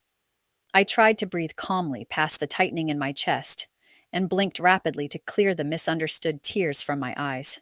He was asking me to leave. Why was he asking me to do that? I can't. I can't do this. I can't, Shh! Carlisle hushed me, his tone comforting. "I need you to try. I'm not going to put you in danger, I promise. I want you to trust me. But you can't test that trust from in these walls." Did I trust him? The question wasn't could I trust him. Obviously, I trusted him enough to move into my house and take over pieces of my space. I'd trusted him enough to go with him to an event I had to medicate myself to get through. The question was more along the lines of, did I want to be surprised or thrown off routine by someone who knew better? He really was asking me to accept the fact that he wanted to do something nice for me. There was no way Carlisle would set out to hurt me or scare me. I nodded slowly as I finished pulling my coat on. Okay. I was scared. No, I was freaking out, but I would give it a shot. He blindfolded me, the soft material pushing my lashes down until I had completely closed my eyes. I couldn't see, and that took even more of my control. My chest moved rapidly, and I started to gasp for air, but Carlisle's arms wrapped around me, and almost immediately I calmed. "It's okay. I'm going to lead you to the car. Let's go slow." He walked like that behind me until he was helping me into the front seat of his car. He buckled my seatbelt and shut my door. I knew the car was his because I was enveloped in the scents of vanilla and new car air fresheners. I gripped the edge of the seat, my knuckles popping with the strength of my grip and my rising panic. He kept up a smooth commentary that I was listening to, but his voice helped with the stress as we drove about 10 minutes from my house. We didn't get on any highways, judging by the noise from the road. Where could he be taking me? Of course there would be people there. It was too cold to go somewhere without people. I lifted my left hand and breathed into my cupped fingers as if I had a paper bag to breathe into. I'm not sure my breathing could get shallower. It was taking everything in my power not to hyperventilate and pass out. I hadn't even had the time to take a Xanax. Carlisle parked the car and turned off the engine. It was fairly quiet, with no sound of traffic or anything else but the sound of my breathing. His low murmur broke through my mounting panic. "You can take off the blindfold. We're here." Did I want to take it off? I was comfortable in my ignorance, even as panicked as it was. Did I really want to take the chance of seeing what was out there? But the minutes dragged on, and I realized I wouldn't get to go home until I completed whatever task he'd set out for us to do. I wanted to go home more than anything. I slowly lifted my hands and drew the black strip from my eyes to fall around my neck. The sun had set a couple hours before, and white lights blinked up and down a long grass-covered runway. My breathing immediately calmed as I realized there was no one else there, and he'd brought me to a private airstrip. We had parked not more than 20 feet from a small two-man plane. The moon was high overhead, and for once, the autumn sky was clear, allowing me to see the moon and the stars. As the car cooled off, I could see my breath puff gently in front of me. My heart double-tripped and might have even skipped a beat. I brought my closed fist up and pressed my knuckles to my lips as tears welled in my eyes. Memories flashed in my mind of the last time I'd gone into the sky with my dad. It was the last time before my anxiety had blocked us from doing anything normal. My panic attacks were too upsetting for everyone in the family. If we'd known what triggered it back then, I probably could have continued doing these types of things. Maybe. I wasn't sure. "Are you okay?" Carlisle's concern warmed me. I nodded, more excited than nervous. I glanced around for the pilot or anyone else and furrowed my brow as I turned back to Carlisle. "Do we get to go up?" His eyes twinkled in the moonlight. "You bet we do. I'm the pilot." I squinted at him, unsure of the viability in a person just saying they were a pilot. That hadn't been in his background check. He had no record of being a pilot anywhere. I didn't know if they gave licenses to people who just said they were pilots. "When did you learn to fly a plane?" I didn't want to admit that I'd looked into his employee records and searched out background checks on Carlisle Smith. When I'd first started going to the office to meet with Colin, he'd been an average person, and I hadn't looked any closer. "I learned with my dad. This is his plane. Normally he keeps it down in the Hayden field, but he brought it up here for me to use tonight. I didn't go to school or anything, but I've taken the tests, and I have an impeccable record." He glanced at me, a smile quirking his lips. "I wouldn't put you at risk, Shandie. I wouldn't do anything to put you in harm's way." His words calmed the anxiety creeping up to clench around the back of my neck. I nodded and followed him from the car. He helped me climb into the plane, and I watched as he did all the pre-flight instrument checks. His confidence gave me confidence, and I breathed a little easier. Trust wasn't something I gave away flippantly. Carlisle was doing awesome at earning it. The plane rolled over the slightly bumpy ground, and we took off, lifting into the air without incident. Flutterings in my stomach whirled and stretched. Nothing but joy filled me, and excitement kept my breathing shallow, but in a good way. The stars competed with the lights from town as we circled above the lake town of Sandpoint.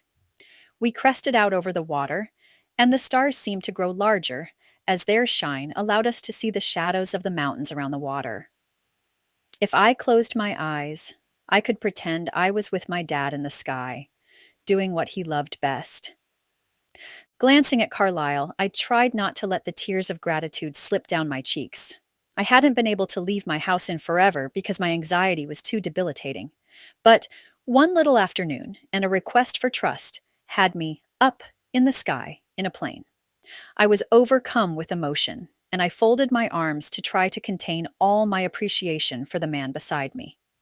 He'd become a blessing, and one I wasn't ready to push away. We got to the car, and he put the blindfold back on me. "This way you don't have to see anyone." His consideration struck me silent, and the gentle touch of his finger on my jaw held me there. After a moment, his lips grazed mine, and my heart wanted to explode. It was brief, and I longed for more, but he moved me to the car and helped me in again. If I had enough courage, I'd ask for another. Chapter 18. See Carlisle. Carlisle could not believe marriage could feel so normal and comfortable. They spent so much time trying to fit into a routine and get to know each other that he didn't even realize they didn't go out. The plane ride had been a test to see if she could trust him and to see just what her limitations might be. But even knowing what he knew, he didn't want to give up the evenings he was growing to enjoy of sitting with her and watching whatever funny reality shows were on. He fell into the complacency of ignoring his past. The perfect moment never came that he could tell her. He didn't have criteria for that perfect moment, but he was sure he would know it when it came. Ever since the blindfold kiss, he had sporadically kissed her on the cheek and on the forehead here and there.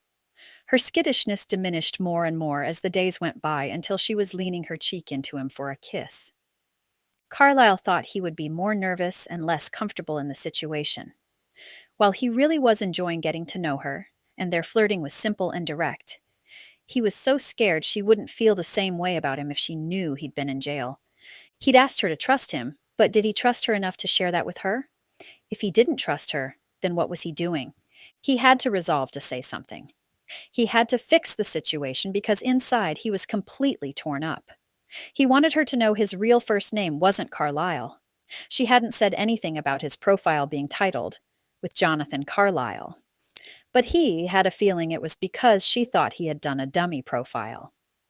He and Colin had created Carlisle Smith to create someone who would have a better time of going out into the world.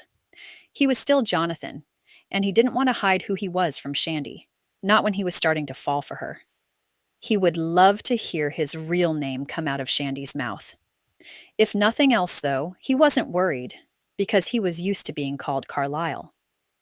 Over dinner a couple weeks after they'd been married, Carlisle watched her as she ate the linguine he'd made.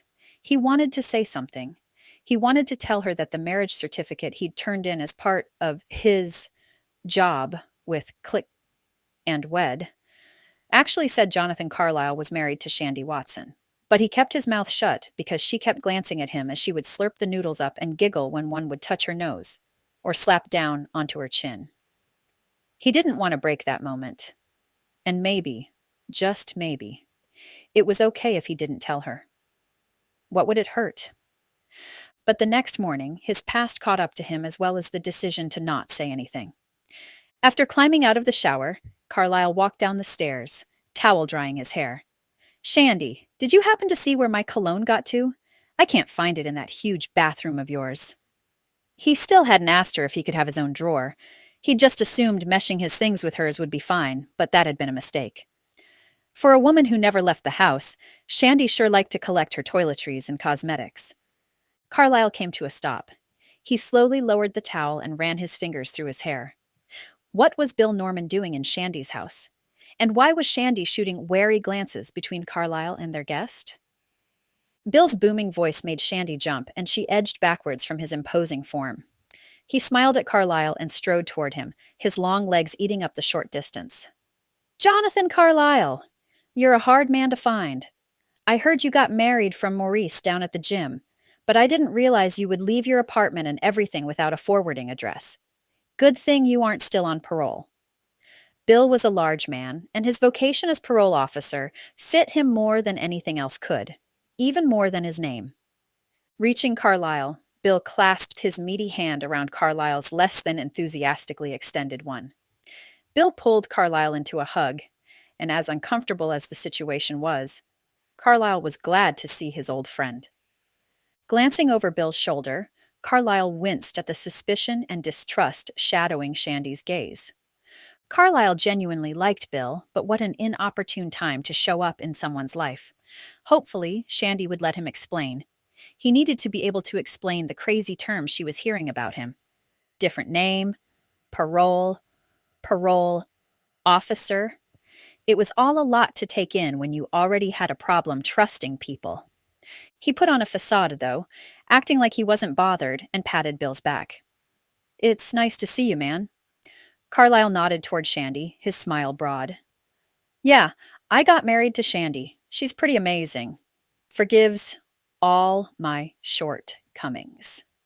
Carlisle tried sending her the message with his gaze, but she wouldn't meet his eyes. His wife. He would never get used to that. Smiled. crossing her arms over her waist. She sidestepped from the front door and nodded jerkily. I need to make a phone call if you'll excuse me. It was nice meeting you, Bill. She smiled brightly and all but ran into the kitchen. Carlisle was proud of her for holding it together. He could sense her anxiety mounting as her lower lip had trembled in the space of time between speaking and smiling. She was probably freaking out about someone unknown being uninvited and in her home. Who knew what else was bothering her? He was trying to figure each facet of her personality out, and unfortunately, they hadn't been together long enough to identify everything that caused her anxiety. He waited until she left the room and then motioned for Bill to join him on the couch. They sat, and he and Bill caught up for a little bit. Carlisle smiled when the man stood. Leaving so soon? Part of him wanted Bill to leave immediately, but another part, the part that recognized anger in Shandie's eyes, knew that the sooner Bill left, the sooner Carlisle was going to get flayed alive. He wasn't looking forward to that one. Bill slapped his hand on his thigh and started to rebutton his coat. He hadn't taken off. Yeah, I was in the neighborhood because I had to check in on a new parolee who wasn't answering the phone at his mother's house. I heard you were over this way, so I thought I'd stop in. You need to make sure you call your mom more often. She was the one who told me exactly where you were. Dread sent a chill over Carlisle.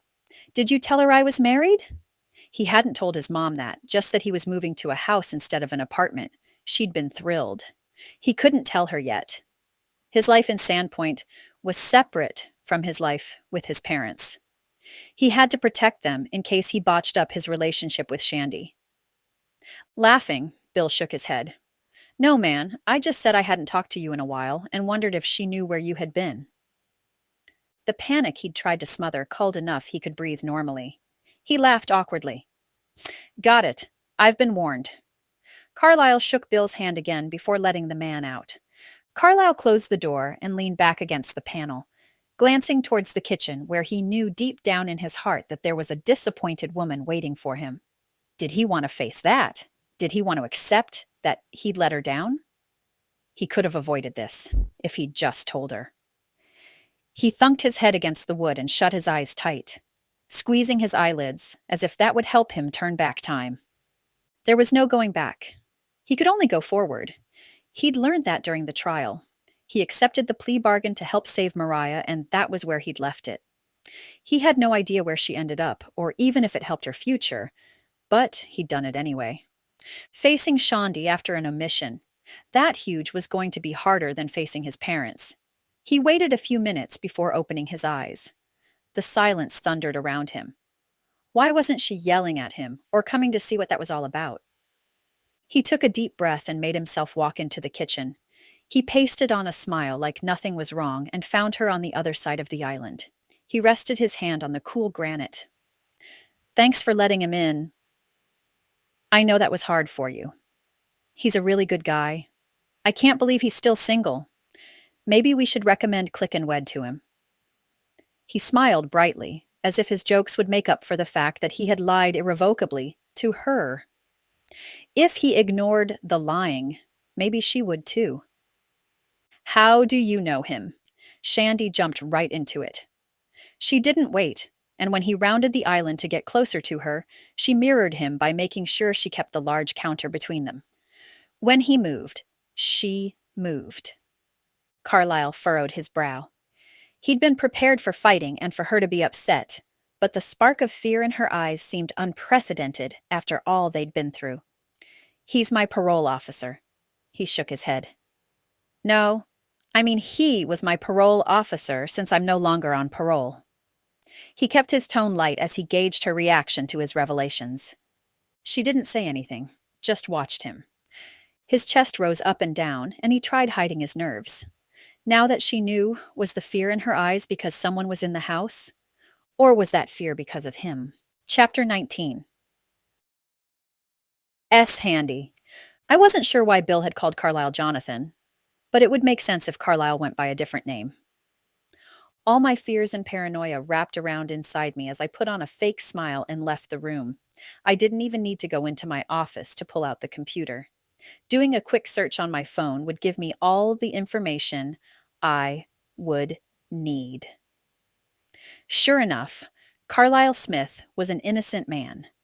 Carlisle Smith had no past, virtually nothing until about 5 years ago, when he first started showing up in credit reports and employment. If Carlisle had never been arrested, then maybe Jonathan Carlisle was the one in my house, and not Carlisle Smith. Searching for Jonathan, and I added on Carlisle for just a place to start, and Jonathan Carlisle had a record for assaulting women. Assaulting women? He took a plea bargain for a case 6 to 7 years before, and did a couple years of time in Boise, Idaho, according to the reports. My skin crawled. I should have suspected something when he used a different name on the profile, or when he suddenly was a pilot and no record in his past. What was wrong with me? My guard had dropped and I had let myself down. I put my phone on the counter and covered my mouth with my hand. Did Colin know? I thought for sure I'd heard Bill wrong. Maybe they had just been friends, but I knew Carlisle was hiding things from me. Did I call him Jonathan? I didn't know what to do. I didn't know how much of it was a complete lie and how much of it... He'd kissed me. Was that fake? I thought we were on the same page as far as feelings were concerned. I've been excited to see him, and I still couldn't believe we were married. But now I was even more worried that I had fallen for someone who never had the same feelings for me. What kind of a naive idiot did that make me? Tears burned my eyes, and I struggled to keep my calm. I had to hold it together. At least there in my home I did. I had no idea what was going on, and while I wanted to ask him, I didn't know if I could trust him. The front door closed, and I moved to the other side of the granite counter, silently thanking my mom for putting in the island when she'd built the house. No matter what the truth was, I no longer felt safe with Carlisle in the house. I think that new development hurt more than anything else. Was I able to keep myself detached because I expected this from people? I wished I could say I was strong enough for that, but there was nothing detached about the way my heart felt like it had been poked with 1,000 little needles. Xanax. I needed a Xanax. Or 5. I didn't want to feel the way I was feeling, or believe the things I was being forced to confront. Where was he? His friend had left a little while ago, but I couldn't go searching for him. I had to stay there. I couldn't move. I was frozen. He'd made my home unsafe. Another minute passed, and then he was suddenly there, standing in the doorway of the kitchen. His gaze was intent while his smile attempted to be comforting. I knew all about predators who tried to be unassuming. His faux concern just cooked my worry and fear into anger. Had Carlisle become a predator in my mind? Where had the man gone that I was falling for his sweet side, his gentle side? Was he the type of predator that women thought were all sweet and supportive, and then bam? My misery was a mix of anger and fear, and I could feel it coming off me. I struggled to maintain it, to rein it in with rational thought and slow breathing. But my emotions and confusion couldn't be controlled. I grabbed for my throat as I attempted to breathe normally. Nothing was working. What was I going to do? Let me explain.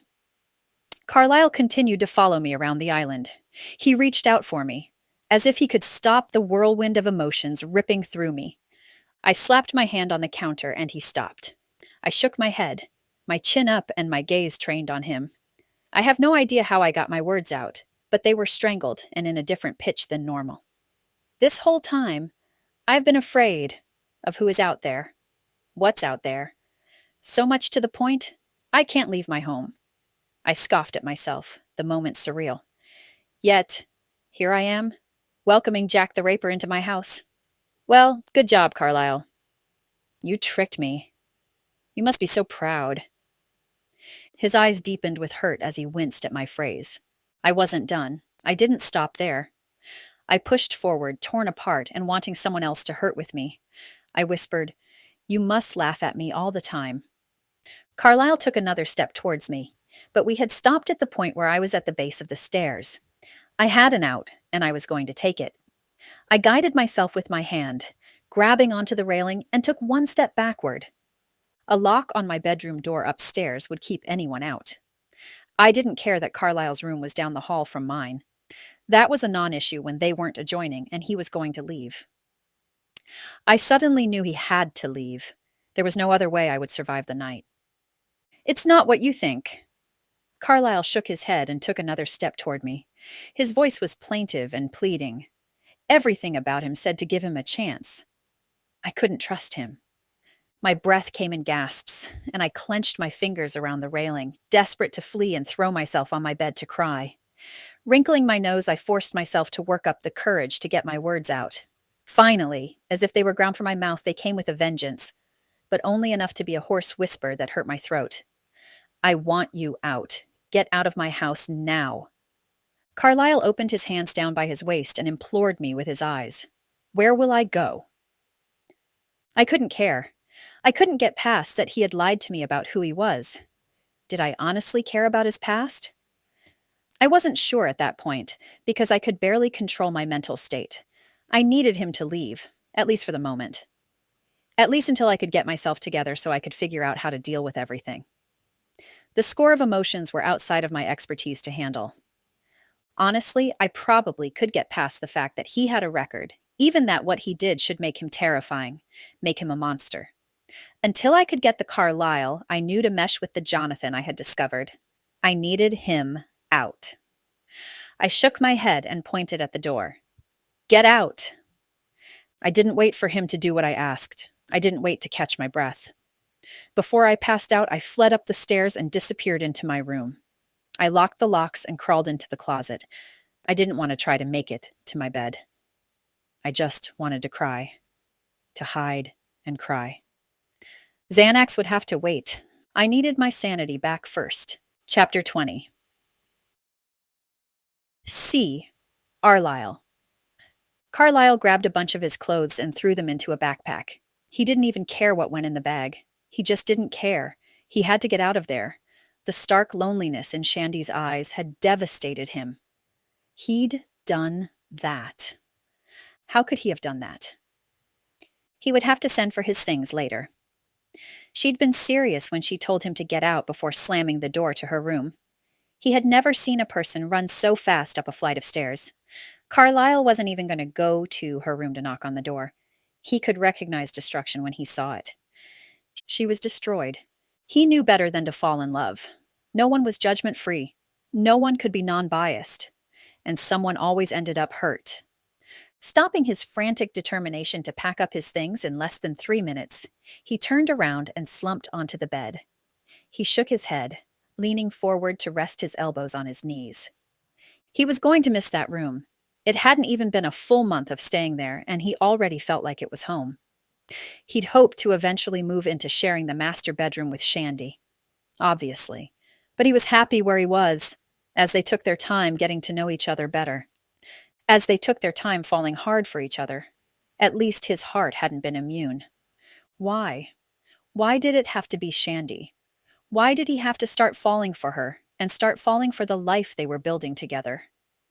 He had never realized how much he needed simple, liked simple, and he just had it ripped away. Where was he going to stay? He had nowhere to go. His apartment was already rented out. He couldn't ask Colin if he could stay with her. That just wouldn't be appropriate. He would need to take a few days off from work, not only to go down to stay with his parents, but to figure out if he wanted to continue working with ClickandWed. He had to clear his head to figure out what he was going to do. Maybe Shandie was giving him the new start he needed but didn't want. He grabbed his phone, certain he'd packed his charger and other necessary electronics. Swinging his backpack over his shoulder, he trudged down the stairs. He didn't stop to look back as he left the house, softly closing the front door. He climbed into his car and sat there while it warmed up. The autumn day agreed with him as wind blustered around the tops of the old oak trees and tossed stray orange and brown leaves across the black pavement. The sun weakly shone through clouds that were lazier than the wind, and the strong scent of the lake water reached him. Flopping to the driver's seat of his car, he ignored his breath puffing in front of him as he pulled up the contacts list on his phone. Colin should still be at the office. It wasn't even noon yet. How had his day gone from excited and teasing to terrible and depressing? The mercurial change left him feeling bereft. He needed something concrete to hold on to. What was he going to do? Dialing her number, he waited for her to pick up. She never usually shunted him to voicemail, and he hoped this wouldn't be a first. He'd probably break down on voicemail. Carlisle, how's married life? Her peppy tone grated on his raw nerves, and Carlisle barely mumbled. I'm heading down to stay with my parents in Coeur d'Alene. I'm going to need a little time off work, unless you have stuff I can do from home. Worry colored her tone, and she seemed to settle into the conversation, all ears. What's going on? Is Shandie going with you? He shook his head like she could see him as he pulled the car out of the driveway. He didn't want to talk about it. But at the same time, he needed someone to understand his side, because Shandie hadn't let him explain. No, she found out about my past. Bill, you remember Bill? He showed up and introduced himself as my ex-parole officer. You know how Shandie is on the computer. Well, she figured everything out in just a few minutes. I may be down in Coeur d'Alene until I can figure out what I'm going to do. Maybe this is the jump start I need, Colin. Maybe it's time I move on. He sighed at the end, desperate to understand what he was supposed to do and what had just happened. How in the heck had he messed up so much of his life? Colin's end of the line was quiet for a moment, and then she spoke, her voice practical and teachery. I understand. Don't worry about your job. Everything will turn out great in the end. I'm not wrong about my matches. Carlisle, take a couple weeks, or however long you need away from the office, and I'll send you work down there. Your job will always be here with me. The last she said with deep sincerity, and Carlisle's throat tightened. Thanks. I need to go. I'm driving.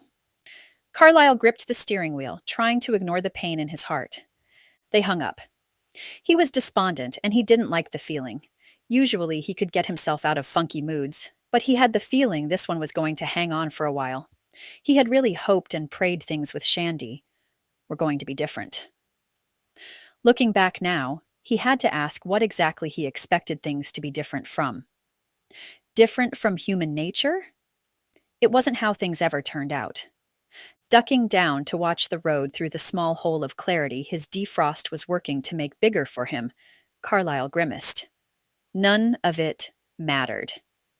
He would go stay with his parents until he could figure out a way to clean up the mess he had gotten himself into. Stupid program.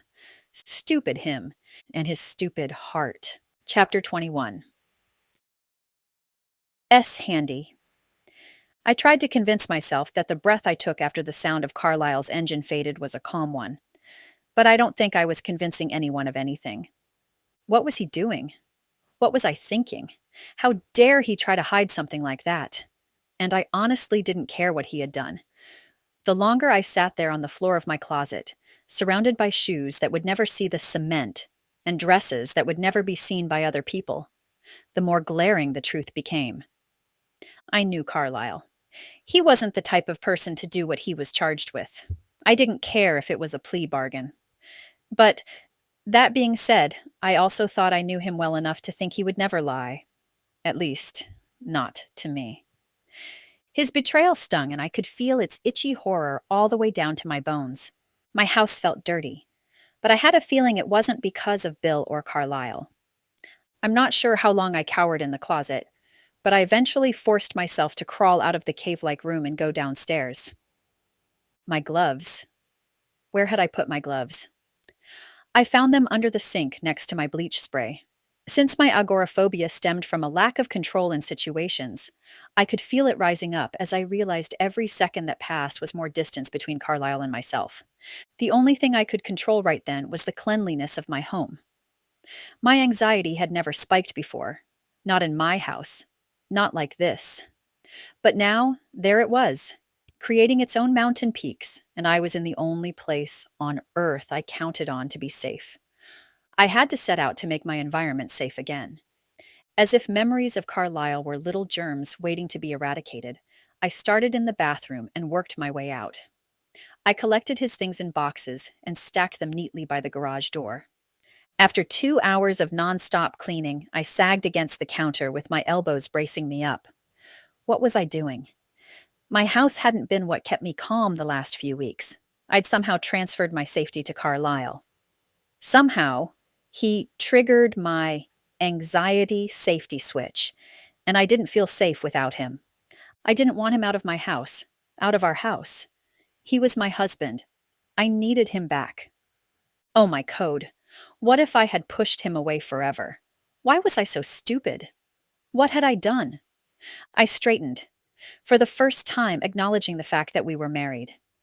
When had my insensitivity grown to include everything, even the few people that were in my life despite my shortcomings?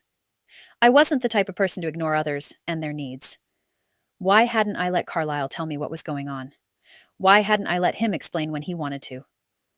I could have just told him I needed some time to calm down. That was all I needed to do, rather than yell at him to get out. Why did I have to run him off? A knock on my front door spun me around. Had Carlisle come back? Maybe he was coming back to let me apologize. I needed to hear his explanation. Apologizing by text wasn't appropriate, but I would do what I needed to. He needed to know that I was sorry. In person would be so much better. For once, I had no problem swallowing my pride. I ripped my gloves from my hands and tossed them onto the counter. Rushing to the door, I hoped I didn't smell too much like bleach. What if I didn't let him in fast enough?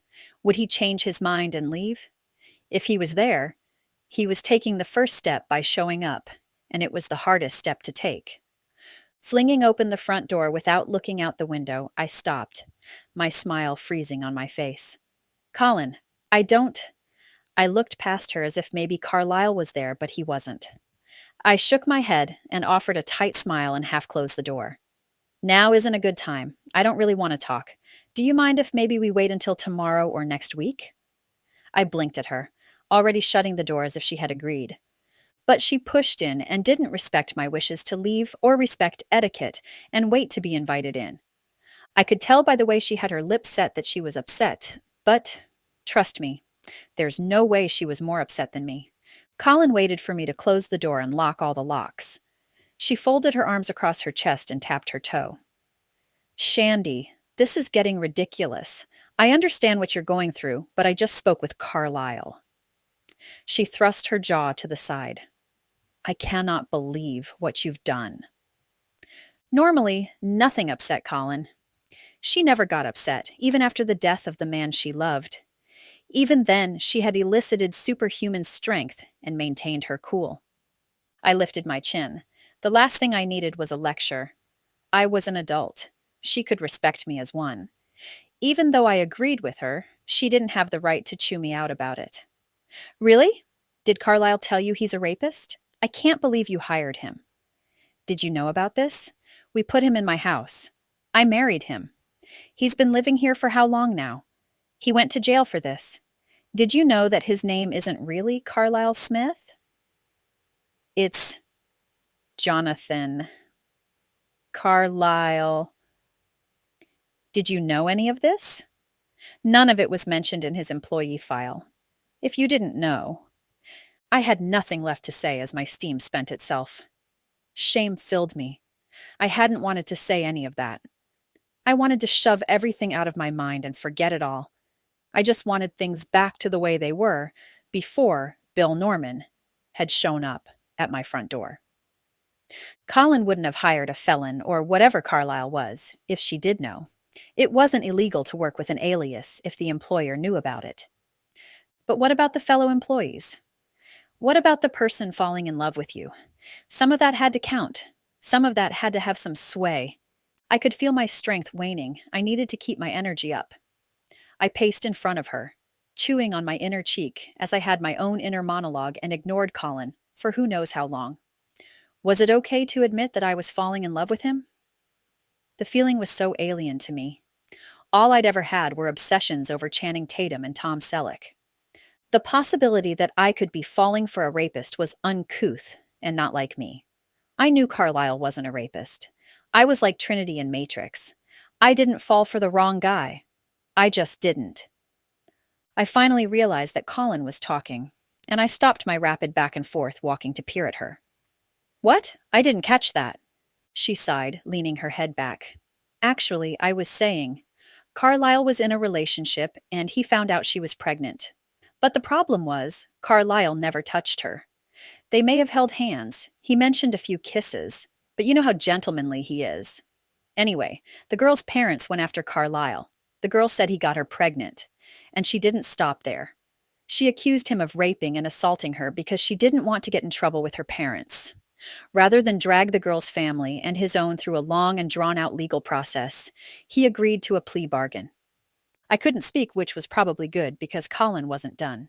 He didn't want to cause more problems for the girl when she would already have to deal with being a single mom. Carlisle did the minimal time because he was exemplary in how he served. Tears sprang to Colin's eyes, and she softly shook her head. I know all about him changing his name. It was my idea. Starting over is one of the only things that we can do for each other. It's the epitome of forgiveness. And Carlisle needed that. She sniffed and rolled her shoulders back, defiant as she continued. I gave him a job because one day I saw him at the cafe. I sat behind him, and he was excitedly telling someone he had finally gotten a very hard and sought-after job interview, despite his background check. He'd said he'd been looking for 4 months and still couldn't find a job. I remember looking at him and thinking, how could a guy like him not be able to land a job? He told his friends he didn't want to be late, so he left the cafe and stood outside to cross the street. On the curb, a little old woman fell to the side of her walker because she was carrying too many grocery bags. She had 3 when she probably should have only had 2. The weight caused her to fall, right in front of Carlisle. Rather than rush past her, he helped her up and took her bags, all the while talking to her and walking patiently beside her as she crutched along. I've never seen anyone walk so slow. Colin shook her head. He walked her all the way to a small apartment building about 2 blocks down from the cafe. I stepped out onto the sidewalk and I watched him. He helped her inside and disappeared for almost 30 minutes. I think, although I've never asked him, I think he helped her put her things away and made sure she was okay before just leaving her. Colin dropped her hands. I couldn't speak. I didn't have anything to ask. She had crushed my defenses. I had nothing to say against that. The man was one solid, amazing soul. He didn't have ulterior motives, and I couldn't believe I had tried giving him some. Colin clenched her jaw. He missed his job interview. Not many people give people like him a chance. Reproach drenched the air between us. My shoulders slumped and I leaned my head back. What do I do? I looked at her. I don't know how to fix this. I'm terrified. Colin straightened up. She reached out and took me by the shoulders. I know you have a fear of people and leaving your house, but isn't being alone for the rest of your life scarier? He was here. You had him. He is your perfect match. I promise. She didn't break eye contact, as if that was the one thing keeping us rooted to the earth. If it was me, I'd never let that go. And something passed between us akin to understanding, because she did have it and she'd had to let him go. Slowly, I nodded my head. You're right. I can fix this. I have to. I locked the door behind her as she left. If Colin was like Mel Gibson in Braveheart, I would need my own battle cry. I needed a plan, and I needed one now. Chapter 22. Shandie. I wasn't surprised I hadn't slept at all. Even with all of my tossing and turning, I still didn't know what to do to fix things with Carlisle. Where would I go? Would I be able to leave? I didn't think so. But a huge part of me, the part that loved him, desperately hoped I could do it. I needed the safety of my routine to think. Even bleary-eyed, I went through the daily motions of getting ready for the day before I could text Colin. I recognized procrastination when I saw it, when I was doing it, but too many factors played against me. I needed the control of routine. Plus, I also couldn't help but think, Maybe Carlisle needed a little bit of time to cool off, too, contrary to the evidence that he hadn't even been angry. Yes, I could definitely see that I was just trying to push off the inevitable. Like when I stood at the door, talking myself into going to the office. Finally, I couldn't find anything else to do, and with my coffee in hand, I texted Colin. Do you know where he could have gone? I didn't need to name him. She knew. Her text came back in seconds, and I grimaced at her reply. He went to Coeur d'Alene, to his parents' place. She even texted me his address. I needed to wake up. And I couldn't just climb out of bed because I had already done that. No, I needed to wake up and acknowledge my limitations. How was I going to be able to hunt Carlisle down and face him head-on in whatever environment he was in? Would I be able to face my fears? At least enough to the point where I could go out and save my relationship with Carlisle. While I knew I could, and most likely would, be afraid forever, there were some things worth facing fears for. Carlisle was the type of man who would put his own future at risk just to take care of and protect someone who, let's be honest, most likely didn't deserve to be saved. I could accept the fact that my condition was chronic and permanent. There was no cure. I understood that. But what I also understood was that it was treatable. And as long as I had control over the situation as much as I possibly could, I had the power to lessen my anxiety. So right then, I needed to take control of the fact that I could be afraid forever, and that didn't have to stop me from facing it. All the time. I pulled my legs onto the couch and wrapped my arms around my knees. No, this mounting anxiety wasn't something I would be able to fight long or even often. But I could do it for the really important things. And Carlisle was the most important thing. I loved him. I had hurt him. I hurt him bad. My words replayed in my mind, and I winced every time I heard my screechy accusations. I didn't give him a chance to speak up for himself because I just jumped to conclusions. Almost like I was looking for a reason to hate him. What had I done? Is that what I was doing? Was I trying to protect myself? Well, I hadn't done a good job of that. I needed Carlisle. If I wanted to protect myself, I needed to make sure he was in my life. I needed my husband back. Husband. I was married, and I sure hoped I could keep it that way. Coeur d'Alene would take 45 minutes to an hour to drive there in the summer. Autumn, with hunters going all over the roads, I could plan on more time. The roads weren't always the best that time of year. I also didn't want to own the fact that I wasn't the best driver with my history of rarely leaving the house. I could already feel myself trying to back out of doing what I needed to do, what I wanted to do. I had to mentally flip the switch and address the issues I was bringing. The days had been clear, and there wasn't any substantial freezing yet. Just lots of rain. When the clouds did show up, I could get to Coeur d'Alene, but what would I do when I got there? Obviously, apologize was on the menu. I needed to fix what I'd done. He needed to hear me apologize to him, and doing it by phone, although vastly preferable, wasn't going to be good enough.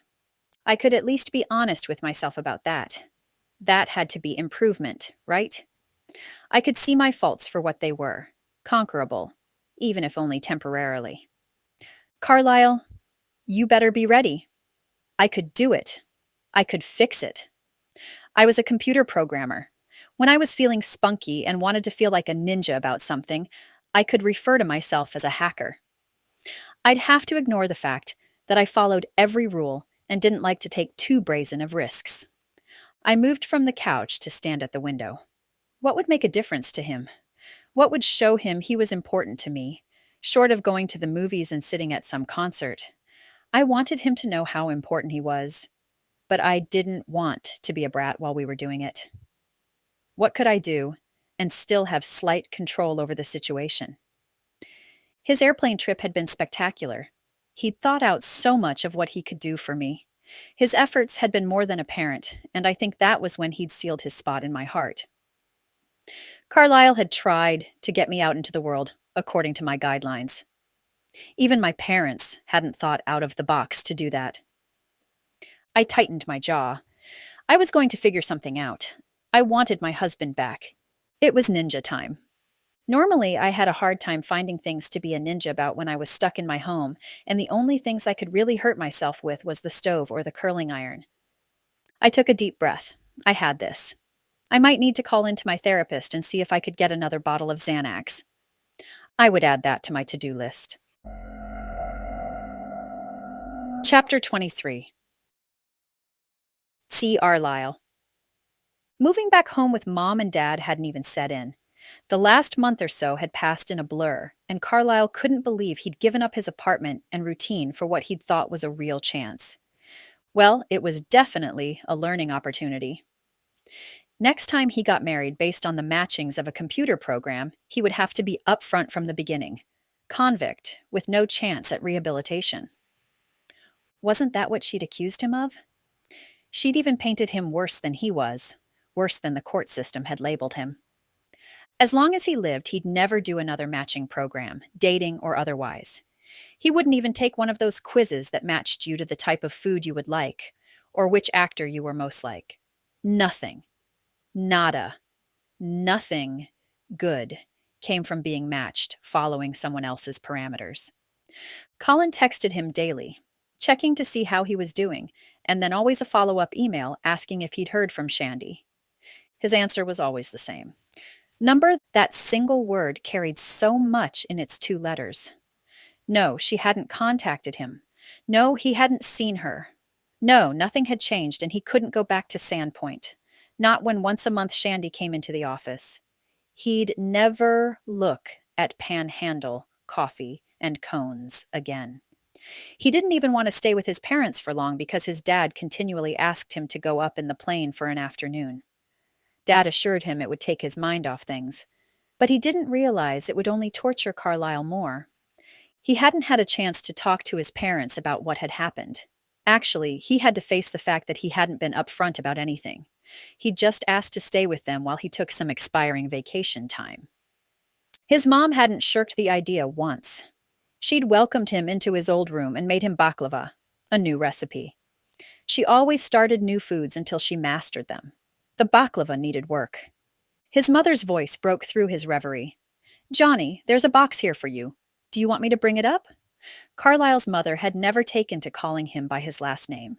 Not when her last name was Carlisle, and she'd spent a considerable amount of time arguing with his father on naming him Jonathan. Carlisle swung his legs to the side to dangle over the edge of his childhood bed and sat up slowly. The depression had begun to set in, and he didn't want to open his eyes, much less move. He was glad he hadn't told his mom he had gotten married. He wasn't sure he could handle her disappointment on top of his own. Another long pause, and he forced himself to answer so she wouldn't yell again or come up to check on him. "I'll come down." "Thank you. He didn't want to do anything. He just wanted to sleep." Carlisle hadn't really heard from Colin since he called to tell her about the failed relationship. He was sure he had disappointed her, too. Well, not as much as he'd disappointed himself. In retrospect, he hadn't realized his history would make that big of a difference. He hoped Shandie would bat her eyes and be fine with it. That was a lie. Well, not the be fine with it part. He knew dang good and well that having a history of going to jail wasn't something many women were excited about finding in a man, but he really had hoped she wouldn't mind as much as she had. After a couple failed attempts to push himself off the mattress, he finally stood and sluggishly hauled himself to the doorway. He stopped, leaning against the frame, while he debated going downstairs or going back to bed. Before he could convince himself to go back in his room, his mother called out again, "Johnny, maybe you could try these cookies for me too?" She wouldn't stop until she saw him downstairs. He suddenly doubted the presence of a box. Unless, of course, Shandie had started to send him his things. The possibility that she had sent him something, made some kind of contact, burned away his sluggishness, and he ambled down the stairs. Of course, it was most likely just his things she'd sent over, but he would even take that. Once he got downstairs, he joined his mom in the kitchen, one of the most comforting rooms in the world. The kitchen of his parents' home never changed, with its light blue curtains, white with blue speckled granite counters, and all white appliances. The room was spotless. If Carlisle didn't know better, he'd think she lived to clean the kitchen. He leaned against the counter and studied the only 2 items in sight, A plate of cookies he couldn't help taking a cookie from, and a slim box stamped with a courier sticker. His mom slid the box across to him, her eyes wide. It came by courier. I didn't think that was even done these days. She aged too gracefully and didn't have to dye her hair, much to the chagrin of her friends. Even her makeup was simple and very light. His mom was a friendly, bubbly woman, and she would have loved Shandie as a daughter-in-law. His mom's surprise at the courier use brought a smile to Carlisle's face. The only person he knew who used those services was his ex-wife. Well, she wasn't his ex yet, but it was just a matter of time. The box could have been a spider for all the excitement he had to reach out and grab it. The long oblong box was shallow and could have passed as a jewelry box. Had she sent him jewelry? That didn't make sense. Carlisle opened the lid, unsure what to expect. He didn't know if he wanted to expect anything. He didn't really want anything from her other than an opportunity to explain himself. What good that would do was beyond him, but he still wanted a chance. The last time she'd given him something, it had been tickets to a motocross event, and he discovered more about her than she probably wanted him to know. Look at how that turned out. He hadn't judged her. Instead, she had judged him. Well, what is it? His mom angled around the counter and nudged her shoulder against his. She watched as he opened the top of the box to reveal one ticket to the cruise on the Coeur d'Alene Lake. Oh, those are getting harder and harder to come by right now. The tourists are coming in droves and those cruises are packed. Look, that's for tonight. His mom took the ticket from his hands and inspected the information closely. You're on the Kootenai. That's a good one. It's small, but that keeps it fast. How his mom even knew that random fact surprised Carlisle. Was the Kootenai a good one? Was he lucky? He didn't know how interested in going he really was because he wasn't sure what Shandie could say or why she would possibly want to get him on a boat. She wouldn't be able to be there. She couldn't leave the house. So the one ticket was putting him on a boat all by himself amongst a lot of people? What was her point in doing this? What was she trying to accomplish? It had to be some kind of a prank or something mean, in retaliation for hurting her. What could she possibly do to him from Sandpoint when she expected him to be on a boat in Coeur d'Alene? All day he tossed about the idea of going. He didn't want to go because there was no way he would see her. And yet he wanted to go just for the possibility that he might see her. The odds she would be there were low, but for the chance to apologize and explain, he just might take those odds. Carlisle couldn't help but hope that if she knew what had really happened, she wouldn't be so quick to judge him and maybe give him another chance. The more he thought about it, the more he realized he really wanted another chance. 5 minutes before he had to leave, he decided to go. His mom waved him off and pushed another cranberry and white chocolate cookie in his hand. He drove down and got a parking spot by McEwen Park. Walking on the boardwalk toward the boarding area to the cruise ships, he was surprised to find all the other cruise ships well lit with people milling around on the decks and around the entrances. As he approached the Kootenai, the smaller boat, he looked around, wondering why everything was empty. There was no one around. He peered through the windows of the bottom level. The boat was empty. Only one light shone over the lower deck. Carlisle didn't see anyone else on the deck. Was the boat closed? A captain walked down the dock towards him. Carlisle motioned towards the Kootenai, confused. Are you with this one?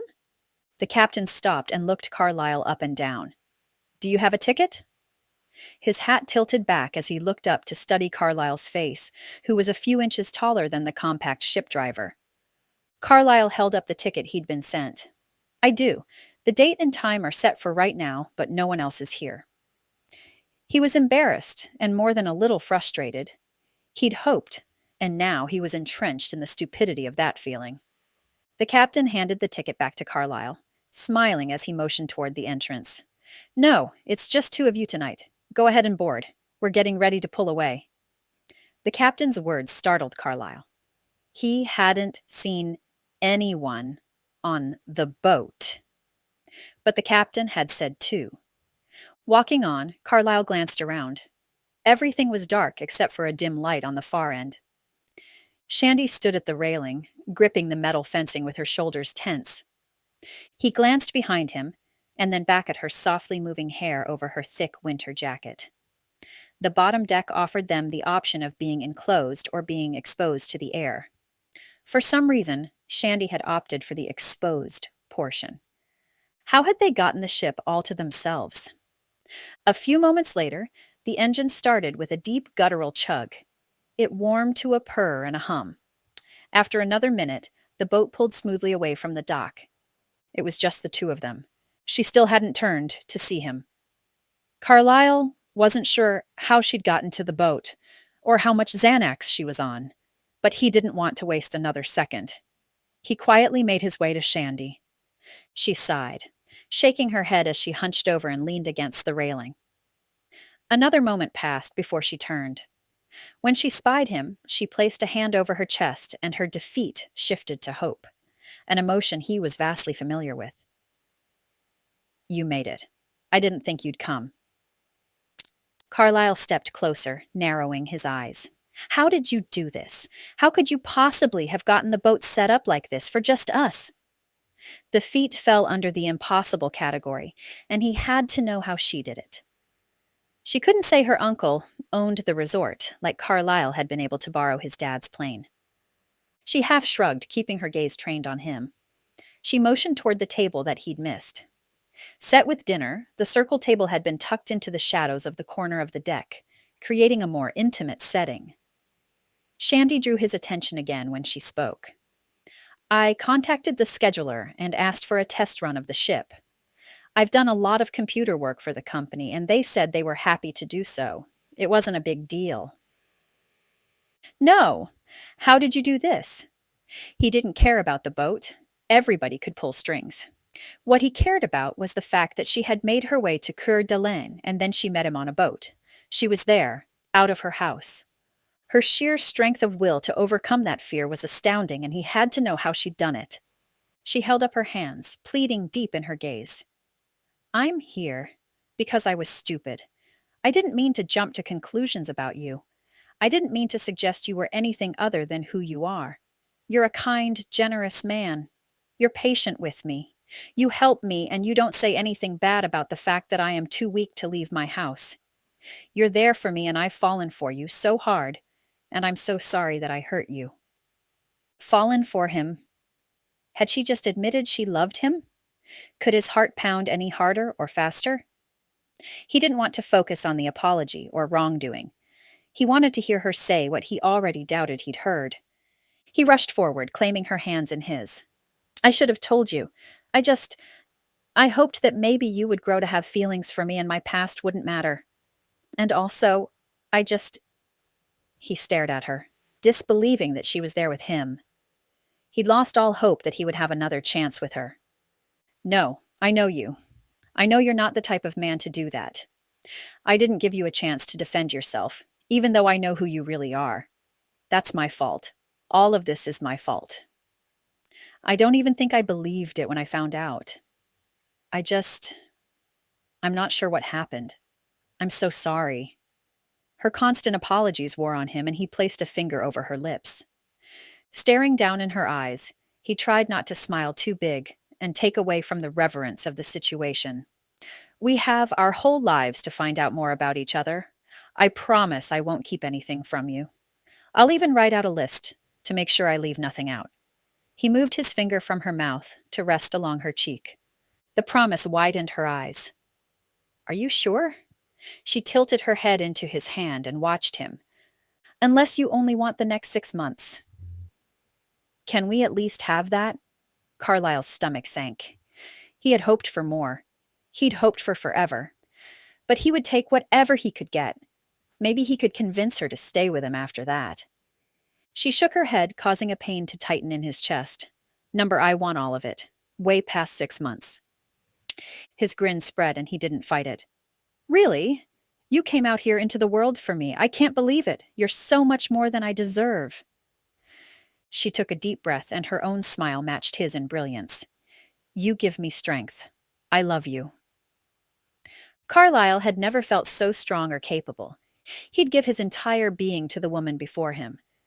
She'd become everything to him in too short of time, but he would never look back and wonder. He cradled her face in both of his hands and tilted her head up. He lowered his mouth, and seconds before their lips met, he whispered, "I love you too, Shandie." Chapter 24. Handy. I pressed my skirt down around my knees and glanced at the bottle of Xanax on my bathroom counter. I knew I had already taken one because I had put a check mark with a dry erase marker on my mirror when I did it. That was Carlisle's idea. It worked really well. My fresh check mark promised me I had already taken on. Carlisle erased them every morning, so I would know if I had one or not yet that day, and so I wouldn't wonder if the check mark was from the day before. I only needed one pill. Colin would be at the house any minute. We had agreed on a set number of guests. Those people were already arriving for a launch party for the ClickandWed international site. I thought the number of people invited was outlandish, but she said it was very conservative. Colin didn't have anxiety about people, so I wasn't going with what she thought. I jumped at the knock on the door. It could be anyone who had shown up already. My breath quickened. "Shandie, are you okay?" Carlisle. His voice still calmed me after all this time. It had only been a couple months, but it felt like we'd been together forever. I opened the door and took his hand. He glanced at the mirror and smiled at the check mark. "Good. I'd hate to see you embarrass yourself in front of everyone." I shook my head.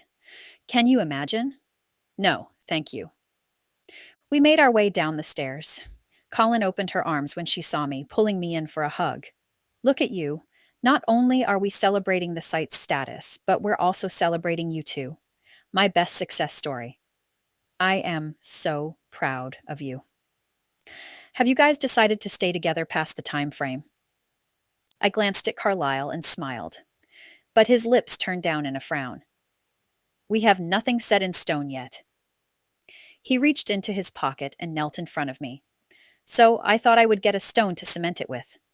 He opened the box and flashed a diamond ring at me that I could barely focus on. He inclined his head. "I already called your dad and asked for his permission. He said I had his blessing. Will you marry me? The wedding can be just the two of us." My heart pounded and I wasn't nervous. It was an excitement at the prospect of a definitive future with this man. Colin cleared her throat. I definitely have a problem with that. Let's say at least 15 people. We can have the ceremony and reception in your backyard." She cocked an eyebrow at me, and I shook my head as I clapped my hands together and looked back at Carlisle. Carlisle glared at Colin. "This is our moment. Let her say yes first." His consternation turned to humor, and he chuckled as he waited for my answer. I nodded, unable to contain my happiness. "Yes. Absolutely, yes." I was proud of my relationship with Carlisle, but I was also proud of my strength and ability to welcome people into my home for a 1-hour celebration party. I'd been firm on the time frame. 1 hour I could control. Anything longer than that, and my anxiety would shoot through the roof. Surpassing my expectations and dreams, I couldn't believe that having a happily ever after could happen to a felon and an agoraphobe. Everyone should have a chance at their happy ending. I was so glad I had been given my shot. Epilogue. Colin crossed her arms, holding her drink in one hand.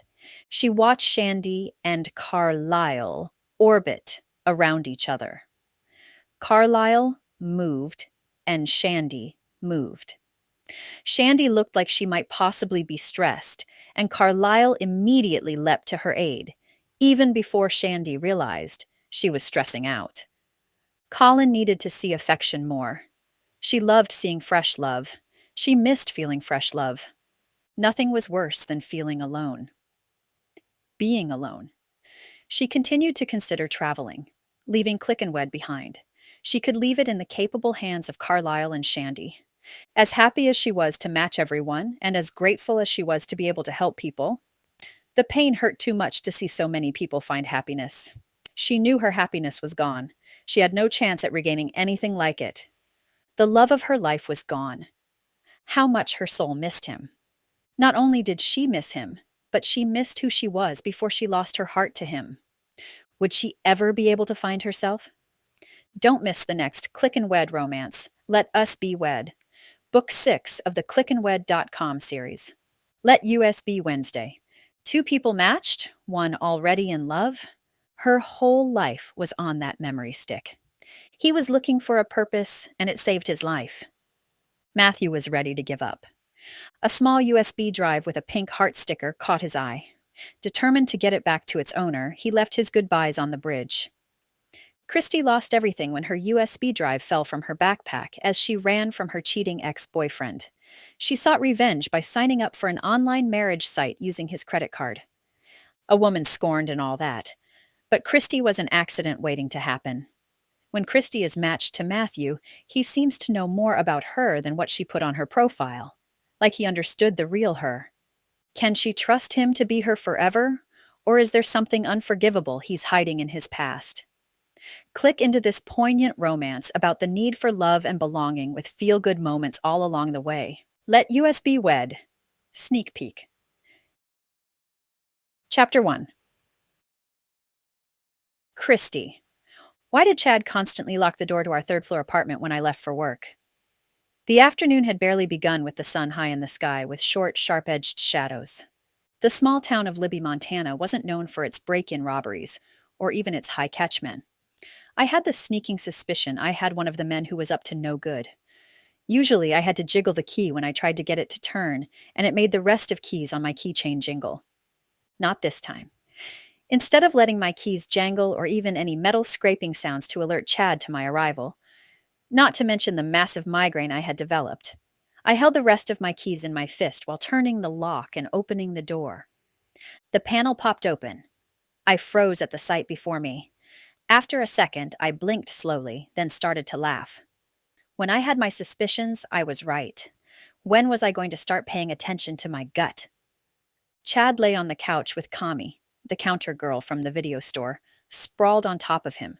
He arched an eyebrow and covered his surprise as he pushed her long, brassy hair out of his face. "You're supposed to be at work." But he didn't move his naked body from my couch. Mine. The one I had paid for when I'd moved in. Kami just laughed, leaned over his chest and muttered, "Don't you knock?" I continued laughing as if they had every right to be there, doing what they were doing. Shaking my head, I kept my chin up.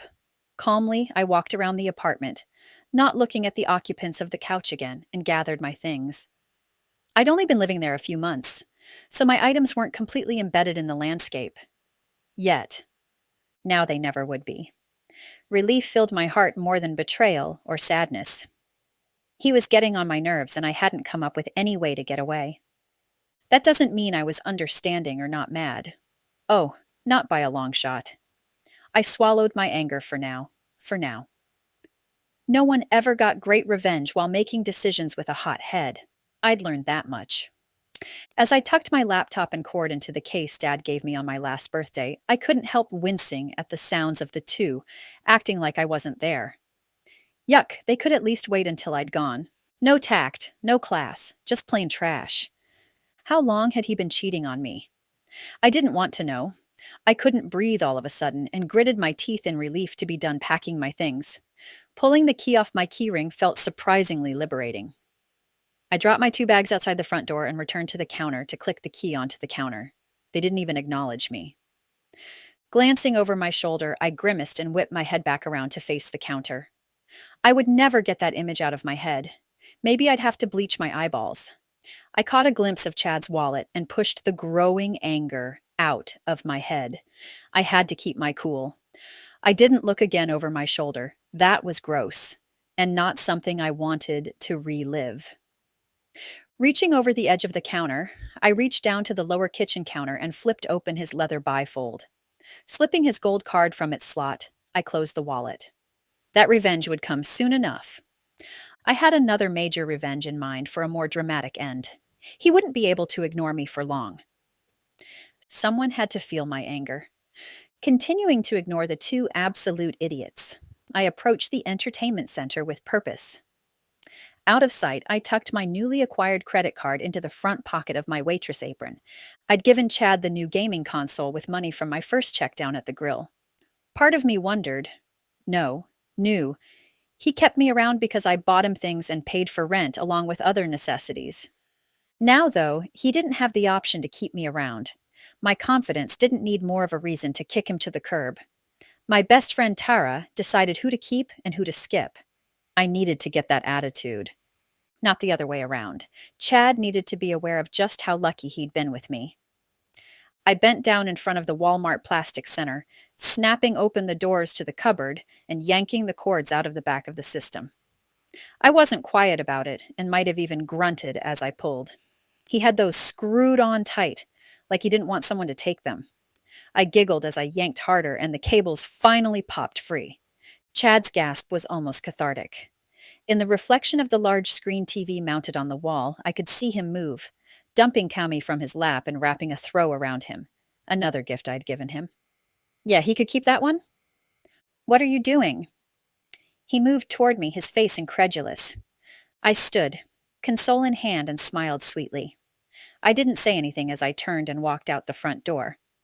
I pulled the door shut behind me before bending down to grab my other 2 bags. As I lingered outside the apartment, not from choice, but because I hadn't thought out carrying such big items, I overheard Chad stomping around and cursing. What's the big deal? Buy yourself another one. Cammie's plaintive whine wasn't any less annoying through the thin apartment walls. Don't be stupid. I can't replace my game time. You need to leave. I have to fix this. Chad's voice wasn't repentant at all. Instead, he sounded like he was put out by the whole thing. I'll call you when I get this figured out. Chad, just let her go. Cammie's voice moved around. She was probably chasing him. Oh, she was annoying. We can be together now? Yep.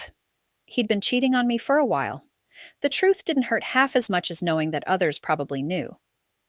That was what was bothering me. I wasn't invested in him emotionally, but people probably knew and were talking about it. Great. That's exactly what I needed. I hefted my backpack higher on my shoulder and shuffled across the outdoor landing to the apartment across from Chad's. Thankfully, I hadn't started calling the place mine yet. That habit hadn't yet set in, and I was so glad for now, as I did a modified version of the walk of shame. Kicking the bottom corner of the door, I fought the embarrassing cliché I'd become. Keep my head up. That's all I could do. Tara opened the door, arching an elegantly pierced eyebrow and taking in all of my things. Once her gaze landed on the console, she pushed open the door without a word, staring at the apartment door across the way until I was fully inside, and she could close it behind me. I set my things on the counter in her kitchen, staring at the console where it came to rest beside the sink. What was I going to do with it? I hadn't thought things through to that point. I hadn't thought things through at all. What happened? Tara's brashness was appealing in so many ways.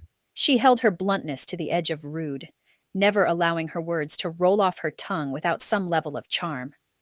Thrusting her hands on her hips, she knew something was wrong, and her righteous anger wasn't directed at me, but I felt it. I loved that she could tell someone to go rot in a dumpster while smiling. That's how we'd met, in high school.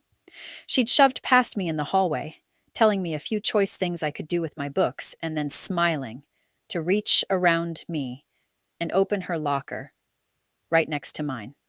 We'd been joined ever since. I shook my head, closing my eyes. Leaning on the counter, I hung my head. What was worse, that I had been cheated on, or that I'd caught him? I couldn't figure out the answer, or even what exactly had happened since I was still reeling from the last 30 minutes. I posed the question to Tara. What is worse, that he cheated on me, or that Libby probably knows? Had she known? Please, say she hadn't known that he was cheating on me. I don't think all of Libby knew. Your parents are well liked. I don't think Chad would push that. She half shrugged. I didn't know. I won't lie. I suspected something wasn't right, but I sleep during the day. She grimaced as she settled her hip against the wall behind her and folded her arms. After studying me a moment, Tara pointed her maroon-painted fingernail toward the floor. Or, I think the bigger question here is, are you embarrassed you were dating a guy named Chad? She pulled her lips back in a horrified sneer, then laughed, the sound soothing. I know you've never liked him. I always thought, well, he always said you were jealous because I wasn't spending as much time with you. I chewed on my bottom lip, raising my gaze to her face as I admitted that Chad and I had talked about Tara. That's where my shame was. I was the jealous one. She'd found Brian and I only found Chad. Her snort filled me with relief as I realized she understood me and forgave me anyway. Please, you were dating a Chad Christie. Like I had anything to worry about. I know the guy. Sure, he's good looking, but he's lazy, he doesn't do anything for you, and he expected you to do all the work. Hey, I want to be needed as much as the next girl, but he still should act like a man and get out there and work. Playing those video games was not working either. I don't care what he told you. Tara pushed off the wall and came to me, wrapping her arms around my back and pulling me in for a hug. I returned it, leaning on my friend with desperation. I moaned, the tears finally coming as the portent of what I was staring at finally returned its ugly glare. One more time I'd failed, and I had to face my family, and everyone else who knew I was a chronic failure. Sighing, I murmured, "Can I stay with you for a while?" The apartment was still technically mine, and I was more than a little relieved to return to it. Tara pulled back, her eyebrows drawn together. I just took your name off the lease, and I was going to tell you tonight, but Brian is moving in this weekend. You can absolutely stay with me as long as you need to. I just thought you should know. She scrunched her lips and waited for me to say something. She wanted my approval just like I needed hers. Unwilling to hold back anything from Tara, I pulled my arms to my side, then wiped my eyes. Chad hadn't made me cry. My failure had. Oh, of course you did. I raised my hands in the air and pasted on a semblance of a smile. I'm so happy for you. Brian is a great guy. And he was. They'd been together for 2 years, and I knew a proposal was right around the corner, mainly because he'd asked me to help him pick out a ring. But I was alone. Again. I was always alone, and it hurt like ketchup in a paper cut. The potential jealousy from Tara had been a slight balm, but I knew it wasn't right. She wasn't jealous of me. I wasn't of her. I honestly tried not to be. I waved my hand in the air as if to push away my internal struggles and shook my head.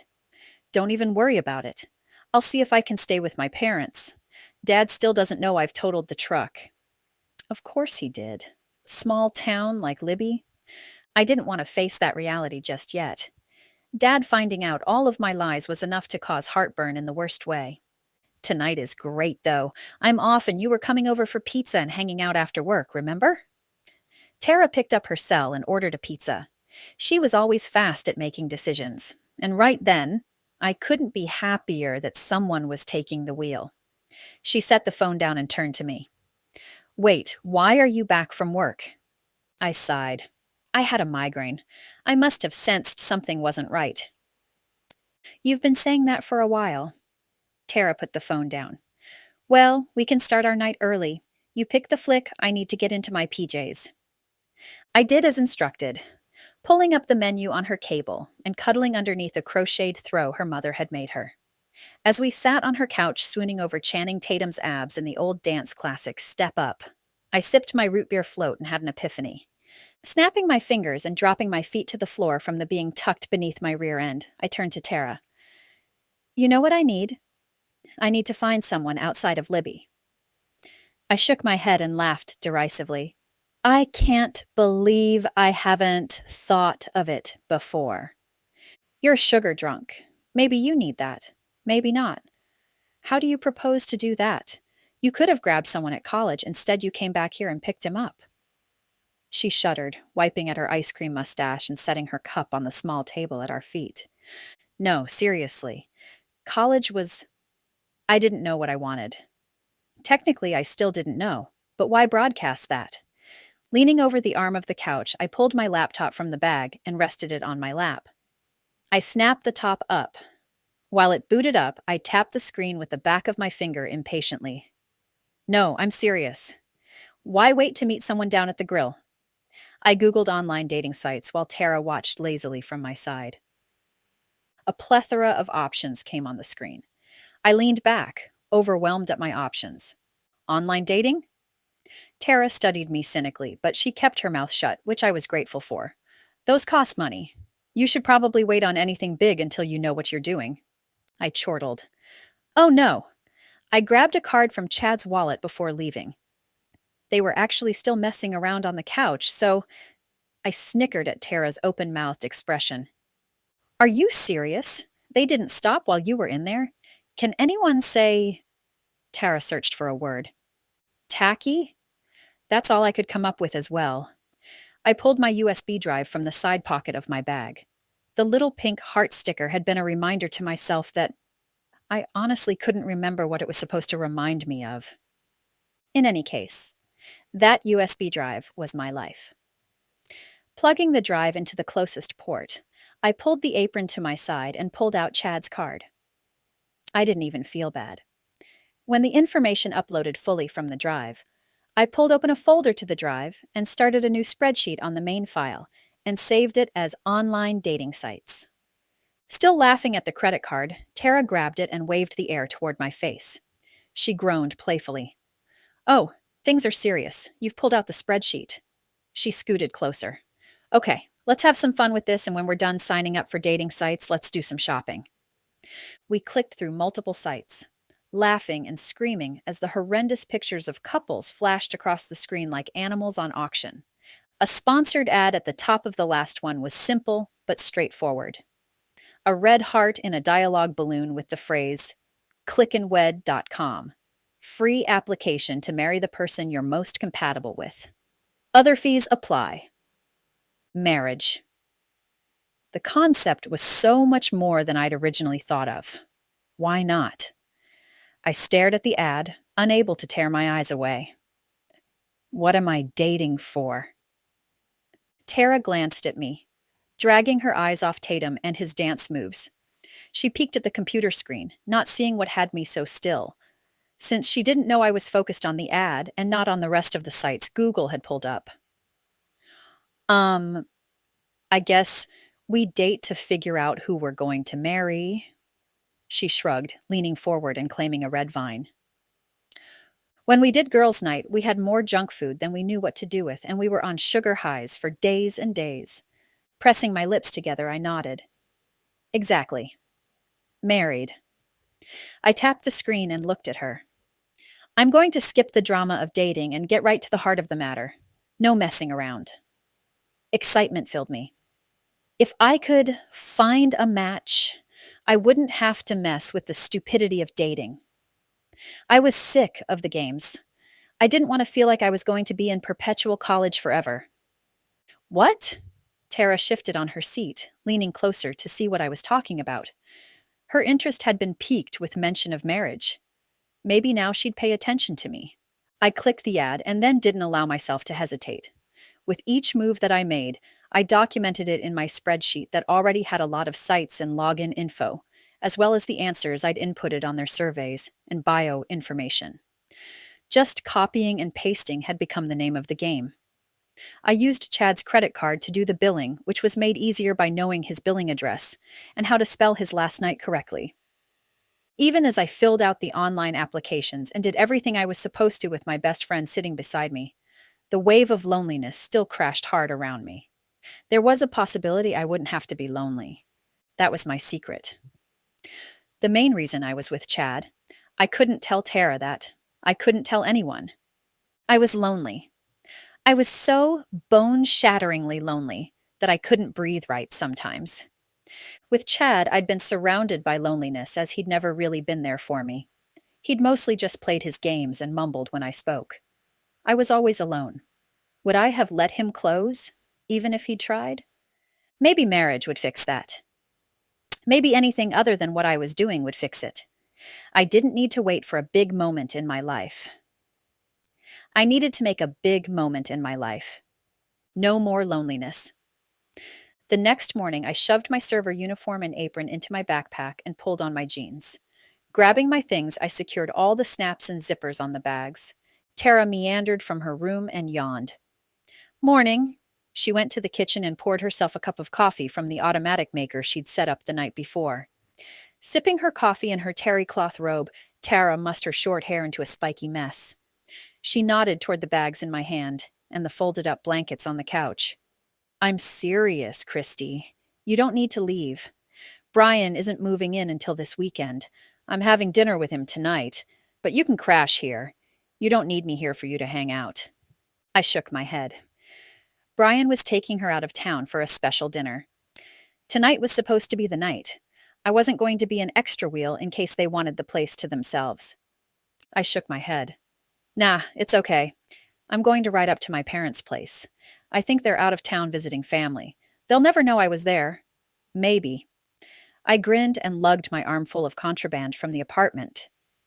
Looking down at the gaming system, I glanced back at Tara. Can I leave this here for now? There's no way the saddlebags will hold all of this. She nodded imperceptibly, probably thinking of ways to dispose of the console. I tilted my head to the side and grinned. If you want to go target shooting with Brian and his new .22, feel free. I winked and put the system on the floor, tucking it against the wall out of the way. I was only half teasing. Glancing back at my bestie, I tried not to show how lonely I was. She didn't need me to hold her back any more than I already had. Thanks, Tara. I'll text you when I get there. She wouldn't offer me a ride because she knew I didn't want one. I needed time to get my head on straight, and the only way to do that was with the wind whipping around me and my two wheels steady beneath me. Plus, I wasn't going more than a couple miles. I had a Honda Magna from the 1980s. It wasn't a truck, but it could hold the few bags I needed to take with me. The ride was a perfect fit for me, and I'd used my insurance money to buy it rather than fix my truck. I hated my truck. An old Dodge that ate more gas and left a fine dusting of rust everywhere I parked. Glancing around for Chad, I hurriedly secured my bags to the back of the seat.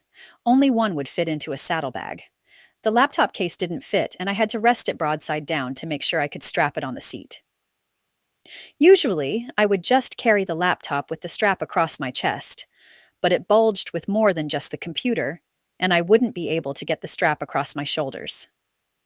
I wasn't going too far, so things should be secure enough until I pulled into my parents' drive and could unload.